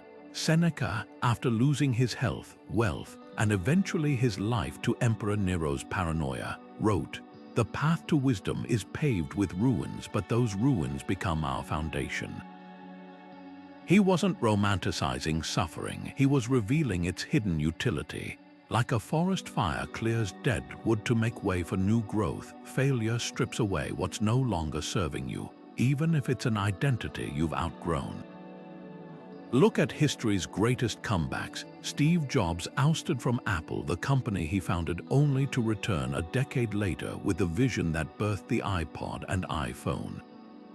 The Stoics would call this Amor Fati in action, loving fate so completely that even exile becomes fertile ground. Or consider Airbnb's founders, who sold cereal boxes to stay afloat after their initial idea crashed during the 2008 recession. Their Obama O's and Captain McCain's breakfast brands weren't just a financial lifeline. They were proof that creativity thrives when old plans burn away. Here's where modern hustle culture gets Stoicism wrong. It glorifies failure is not an option when the truth is far more liberating. Failure isn't just an option, it's the curriculum. The phoenix doesn't resist the fire, it leans into it knowing the ashes will birth something stronger. Marcus Aurelius meditated on this while ruling an empire at war. The impediment to action advances action. What stands in the way becomes the way. That's the phoenix mindset distilled, not bouncing back, but bouncing forward with sharper wings. So ask yourself, what in your life feels like it's burning down right now? A career path that no longer fits, a relationship that's run its course. The Stoics would challenge you to see this not as catastrophe, but as the necessary clearing for what's next. Because reinvention isn't about starting from scratch, it's about sifting through the ashes for the fragments worth keeping. Maybe it's the resilience you gain from that failed project, or the clarity that came when plan collapsed. The phoenix doesn't mourn its old feathers, it grows new ones designed for higher flight. Your turn. Albert Camus once wrote, "In the midst of winter, I found there was within me an invincible summer." That line isn't just poetry, it's a Stoic battle plan disguised as metaphor. Think about the coldest, darkest season you've endured, whether literal or emotional. The kind where the wind howls through every crack in your resolve, and the world seems determined to freeze you out. Now imagine discovering, beneath it all, a warmth that no storm could extinguish. That's the essence of this insight. Resilience isn't about avoiding winter. It's about knowing summer lives within you even when the landscape says otherwise. History's most unshakable figures embodied this. Nelson Mandela, locked in a cell for 27 years, nurtured his summer by studying his captors' language, not to appease them, but to understand the humanity behind their cruelty. Viktor Frankl, surviving Auschwitz, wrote in man's search for meaning about finding purpose in suffering by imagining himself teaching lessons from the camp one day. These weren't delusions of optimism, they were deliberate acts of inner cultivation. The Stoics would call this the discipline of the inner citadel, building a fortress within that no external force can breach. But how does this translate when your winter isn't a prison cell, but a layoff, a breakup, or a loss that leaves you gasping? Start by distinguishing climate from weather. Winter's storms, the missed deadlines, the harsh words, the unexpected bills are temporary conditions. Your summer is the bedrock beneath, your values, your capacity to adapt, your quiet knowing that you've survived harder things. Marcus Aurelius faced plague and war while writing. You have power over your mind, not outside events. Realize this and you will find strength. That power isn't magic, it's the daily practice of returning to your center. Practical ways to nurture your invincible summer. First, create microclimates of warmth. In literal winter, we light fires, wear layers, sip tea. Emotional winters demand the same intentional care. Maybe it's a 5-minute morning ritual journaling one thing you're grateful for, even if it's just the steam rising from your coffee, or a playlist of songs that steady you like an anchor. These aren't escapes from reality, they're reminders of your agency within it. Second, study your past winters. Recall a crisis you thought would break you, yet here you are. What tools did you use then that you've forgotten? The Stoics practiced premeditatio malorum, not to dwell on pain, but to rehearse their resilience. When Camus wrote of his invincible summer, he wasn't ignoring winter's bite. He was proving that even in the harshest seasons, something in us remains unkillable. So tonight, as you turn out the light, ask yourself, what's one small way I can tend to my inner summer today? Not to deny the cold, but to remember, deep down you're always carrying the sun. Every doctor swears the Hippocratic Oath, a sacred vow to heal rather than harm. But what if we crafted a similar pledge for mastering our emotions? Enter the Stoic's Oath, not a set of rigid rules, but a compass for navigating life's storms with unwavering integrity. Picture standing before a mirror each morning, not to critique your appearance, but to reaffirm your commitment to the person you're becoming. The first tenet. I will act, not react. That pause between provocation and response, where most emotional wildfires start, becomes sacred ground. You're not promising to erase anger or suppress sorrow. You're vowing to let reason, not reflex, steer your choices. History's greatest exemplars lived by unwritten oaths like this. George Washington copied the rules of civility as a teenager, binding himself to principles like speak not when others speak, nor interrupt them mid-sentence. These weren't mere manners, they were disciplines against impulsive ego. Marcus Aurelius, though emperor, pledged himself to a higher authority, virtue itself. His journal reads like a daily recommitment. Waste no more time arguing what a good man should be one. The power lies in the specificity. Don't just swear to, be patient. Pledge instead, when interrupted, I'll listen fully before responding. Modern life demands equally precise vows. Consider adding, I will distinguish between what's mine to carry and what's not. Social media bombards us with outrage over politics, celebrity scandals, distant tragedies. The Stoic Oath filters this noise, asking, can my concern translate to constructive action? If not, it's mental clutter to release. Another clause, I will treat every obstacle as raw material. That delayed flight isn't a personal insult, it's an hour to read or reflect. The coworker who takes credit for your idea, their behavior is their curriculum, your response is yours. But here's where the oath transforms from words to wisdom, the signing ceremony. The Stoics knew pledges only matter when tested. Imagine your lowest moment this past month, the snapping point where emotion overran reason.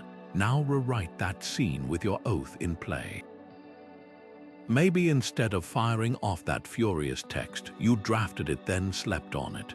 Or instead of ruminating on a stranger's rude comment, you asked, does this person's opinion pay my rent or feed my family? The oath isn't a shield against life's chaos. It's a reminder that you're the blacksmith, hammering each challenge into something useful. So draft your own. Start with these 5 questions. What emotion most often hijacks my better judgment? What virtue would counterbalance it? When does this struggle typically arise? What's one concrete action I can take in that moment? How will I hold myself accountable? Your answers become clauses in a living document, one that evolves as you do. Because the goal isn't perfection, it's progress, and unlike the Hippocratic Oath sworn once, the Stoic's Oath is renewed every time you choose clarity over chaos. purpose over pettiness, and the long view over the fleeting satisfaction of surrender. Breathe in for 4 counts, deep, slow, filling your lungs like the rising tide. Hold for 2, exhale for 6, as if the ocean is gently rolling back out to sea. This isn't just a relaxation trick, it's the tidal breath, a Stoic secret weapon for emotional mastery. The ancient Greeks called it pneuma, the vital breath that linked mind and body. Chrysippus, one of Stoicism's founding thinkers, taught that controlled breathing was the bridge between external chaos and inner stillness. Why? Because your breath is the one physiological process you can't stop, but you can steer it like a sailor adjusting sails in a storm. Picture a Roman general preparing for battle. Before donning his armor, he'd stand still, eyes closed, matching each inhale to the clank of the blacksmith's hammer, each exhale to the distant cries of gulls. This ritual wasn't superstition, it was biohacking. Modern science confirms what the Stoics intuited. Extending your exhale activates the parasympathetic nervous system, dialing down stress hormones like cortisol. It's why Navy SEAL use box breathing before missions, and why Buddhist monks chant on the out-breath. Rhythm is the universal language of calm. Let's put it to the test. Right now, as you watch or listen, try this. 1. Sit tall, shoulders relaxed. Imagine a string pulling your spine toward the sky. 2. Inhale through your nose for 4 heartbeats. Feel your ribs expand like sails catching wind. 3. Pause at the peak for 2 beats. This is the Stoic pause of Assent, where you choose not to react, just observe. 4. Exhale slowly for 6 counts, as if fogging a mirror. Hear the sound of your breath like waves smoothing the shore. Repeat for just 30 seconds. Notice anything, that subtle shift in your chest, the quieting of mental chatter. It's not magic. It's physiology meeting philosophy. The Stoics used this to diffuse anger before speeches, to steady their hands before signing laws, even to endure pain. Seneca wrote of breathing through gout attacks, as if each exhale carried away a grain of the suffering. Now, think of a recent moment when emotions hijacked you, a traffic jam, a heated text thread. How might those 30 seconds of tidal breath have rewritten the scene? Perhaps the clenched jaw loosens, the impulsive reply stays unsent, the inconvenience becomes just that, a ripple, not a tsunami. Because here's the truth the Stoics carved into stone. You can't control the tides of life, but you can learn to breathe through them, and sometimes that's enough to keep your head above water. Diogenes, the ancient philosopher who famously wandered Athens with a lantern in broad daylight, claimed to be searching for one thing, an honest man. The crowds laughed at the spectacle, but the joke was on them. His lantern wasn't just a prop, it was a mirror. By holding it up to others, he exposed a far more uncomfortable truth. Most people, then and now, are far better at spotting dishonesty in strangers than confronting it in themselves. The Stoics took this lesson and turned it inward, transforming Diogenes' lantern into a tool for self-examination. Because here's the painful paradox. We demand transparency from the world while keeping ourselves in the dark. Journaling is where this lantern shines brightest. Imagine your notebook as a private confessional, a place where you can't hide behind social media filters or polished small talk. Seneca used his letters to Lucilius this way, dissecting his own hypocrisies with surgical precision. Why do I preach simplicity but envy my neighbor's villa? He'd write, why does criticism sting more when it echoes my own secret doubts? This isn't self-flagellation, it's liberation. Every unflinching truth you admit to yourself weakens the grip of denial. Think of it like lancing a wound. The sting is temporary, but the healing lasts. Modern psychology backs this ancient practice. Studies on cognitive dissonance show we'll twist logic into pretzels to avoid admitting uncomfortable truths. Like the smoker who rationalizes, one more pack won't hurt, or the procrastinator who insists, I work better under pressure. But here's what Diogenes knew: the longer you delay that inner dialogue, the heavier the disguise becomes. So here's your challenge tonight: light your own lantern. Ask one brutal question in your journal. What truth about myself am I avoiding? Maybe it's the recognition that your busyness is really fear of failure in disguise. Or that your resentment toward a friend's success masks your own unrealized potential. The answer won't always be pretty, but it will be yours, and in that raw honesty lies something extraordinary: the chance to stop running from the person you know you're capable of becoming. Because the lantern's light isn't meant to shame you, it's meant to guide you home, and home, for the Stoics, was always the unvarnished truth. Plato once described the human soul as a chariot pulled by two winged horses, one noble, soaring toward wisdom, the other unruly, dragging us toward earthly desires. The charioteer, he said, must learn to rein in both with equal mastery. The Stoics took this allegory and sharpened it into a practice.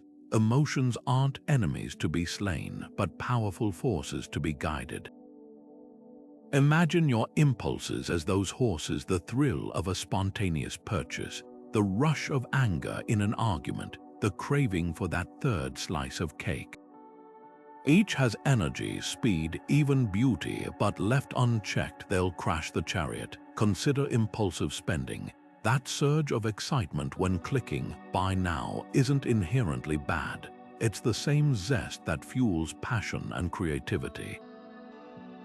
But without the charioteer's hand, it becomes a runaway horse, leaving bank statements in ruins. The Stoic approach: not to starve the horse, but to train it. Before your next purchase, insert the pause of a true charioteer. Is this serving my long-term vision, or just a fleeting hunger? Marcus Aurelius would inspect his desires like a groom checking tack, asking, does this bit of leather strengthen my control or chafe against reason?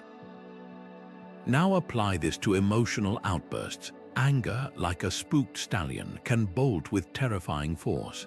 In ancient Rome, senators practiced holding pebbles in their mouths during debates, a physical reminder to weigh words before speaking. Modern equivalents might be a stress ball in your pocket or a mantra before responding. Direction, not speed. The goal isn't to eliminate the horse's power, but to channel it. A well-reined anger can become fierce advocacy. Properly guided fear transforms into cautious wisdom. Here's the pivotal question: which of your emotional horses most needs the reins right now? Is it the restless steed of envy comparing your life to social media highlights? The skittish mare of anxiety shying at every uncertainty? Or perhaps the plodding draft horse of lethargy, resisting change? Name it. Then, like a skilled charioteer, adjust your grip, not with brute force, but with patient, consistent pressure. Because the secret isn't taming the wildness out of life. It's learning to ride its energy toward horizons of your choosing. Life isn't a sprint with a finish line. It's an endless ocean where the goal isn't to reach the other side, but to become a better sailor with every passing wave. This is the heart of the infinite game, a concept Seneca captured when he wrote, "As long as you live, keep learning how to live." Most of us are taught to play finite games: graduate, get the job, buy the house, check the boxes. But what happens when you cross the last item off the list? For too many, the answer is a hollow feeling, the midlife crisis that whispers, "Is this all there is?" Consider two friends approaching 50.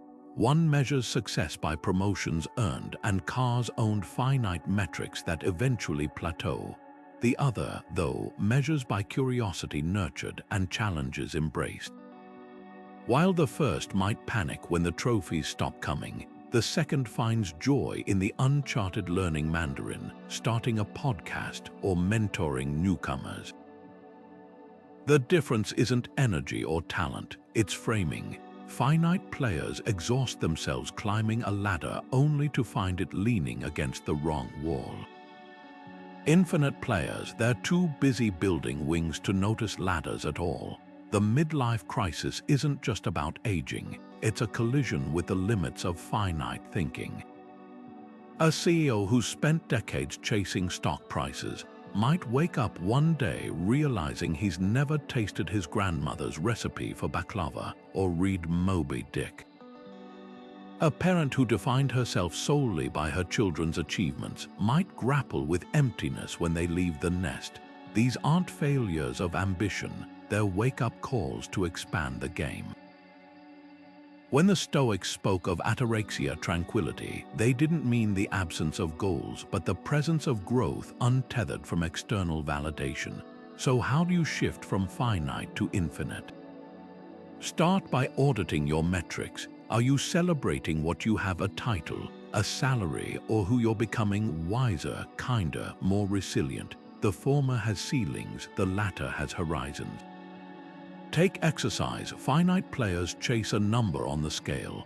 Infinite players focus on vitality, the ability to hike mountains at 80 or play with grandkids without aching. Even failure transforms in this lens. A rejected manuscript isn't a dead end, it's data for the next draft. A broken relationship isn't proof of unlovability, it's a masterclass in boundaries. History's most vibrant minds played the infinite game. Benjamin Franklin, at 81, was still inventing bifocals and studying ocean currents. Julia Child didn't cook her first French meal until her late 30s and was still tweaking recipes in her 90s. These weren't exceptions, they were prototypes. Seneca warned, "Life is long if you know how to use it." The infinite player hears that and asks, use it for what? Not to accumulate, but to explore. Not to impress, but to express. Here's your challenge. Pick one area where you've been keeping finite score: career, creativity, even relationships.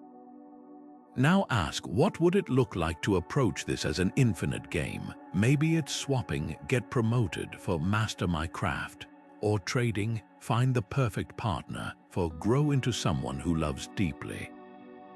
The rewards won't fit on a resume or Instagram feed, but they'll echo in the quiet moments when you realize the person you're becoming is the only prize that never loses its shine. Imagine standing at the edge of a quiet lake at dawn, watching 38 smooth stones ripple across the water, each one creating concentric circles that overlap, merge, and amplify one another. That's what these Stoic insights do when practiced together. They're not isolated tools but a cumulative force, each one reinforcing the next, until the entire surface of your emotional life begins to vibrate with clarity and purpose. Marcus Aurelius didn't become wise by reading a single passage from Meditations. He returned to them daily, like a blacksmith returning to the forge, hammering his character into shape one deliberate strike at a time. Perfection was never the goal. The Stoics knew this better than anyone. Even Seneca, whose letters dissected virtue with surgical precision, admitted to losing his temper. Epictetus, the former slave turned master teacher, had students who backslid into old habits. What set them apart wasn't flawless execution. It was relentless iteration. Think of it like learning a language. You don't berate yourself for mispronouncing a word on day one. You celebrate showing up for lesson 2. History's quiet triumphs whisper this truth. Take James Stockdale, the Navy pilot we met earlier, who survived 7 years as a POW by anchoring himself to Epictetus' teachings. He didn't emerge unbroken. His body bore the scars of torture, his mind wrestled with nightmares, but every morning he'd revisit one Stoic principle, whether it was distinguishing what he could control from what he couldn't, or finding meaning in suffering, and that daily practice became his lifeline. Decades later, when asked how he endured, he simply said, I never confused the mile I was in with the finish line. Now it's your turn. You don't need to master all 38 insights at once. Start with one. Maybe it's the tidal breath when stress surges, or the nightly review to distill lessons from the day's stumbles. Perhaps it's the phoenix mindset, turning a recent failure into fuel. The key is to choose your stone, the one that feels most urgent, and let it ripple. So here's the question only you can answer. Which insight will you carry into tomorrow? Not as a lofty ideal, but as a lived experiment, because the lake isn't waiting for you to be ready. It's waiting for you to begin. We've journeyed through 38 Stoic insights, but if you distill them down to their essence, they crystallize into 3 timeless pillars: control, perspective, and action. Think of these as the legs of a tripod. Remove one, and the entire structure wobbles. First, control. Not over the world around you, but over your judgments, your efforts, your reactions. It's the realization that while you can't stop the rain, you can always choose to dance in it. Next, perspective. The art of zooming out to see obstacles as opportunities and setbacks as setups for comebacks. And finally, action. The courage to move forward even when fear whispers, the discipline to show up when motivation doesn't. Emotional mastery isn't a trophy you win and display on a shelf. It's a daily practice, like tending a garden. Some days you'll weed out anger with ease. Other days, worry will creep back in like stubborn vines. That's not failure, that's the work. Epictetus, the philosopher who turned adversity into his greatest teacher, put it plainly: it's not what happens, but how you respond. A traffic jam doesn't ruin your morning unless you let it. A criticism only stings if you grant it permission. The power was always in your hands. Here's where your journey begins. Don't try to swallow all 38 insights at once. That's like attempting to lift every weight in the gym on your first day. Instead, pick one, just one. Maybe it's the tidal breath when stress surges, or the nightly review to reflect on your day. Perhaps it's the phoenix mindset, using a recent failure as kindling for your next attempt. Whatever you choose, commit to it for a week. Notice how it shifts your inner landscape. Now we turn the mic to you. Which insight resonates most? Where have you already seen these principles play out in your life? Drop a comment below. Your story might be the torch that lights someone else's path. And if you're hungry for more Stoic tools to sharpen your mind and steady your heart, hit subscribe. The next chapter of your unshakable life starts now.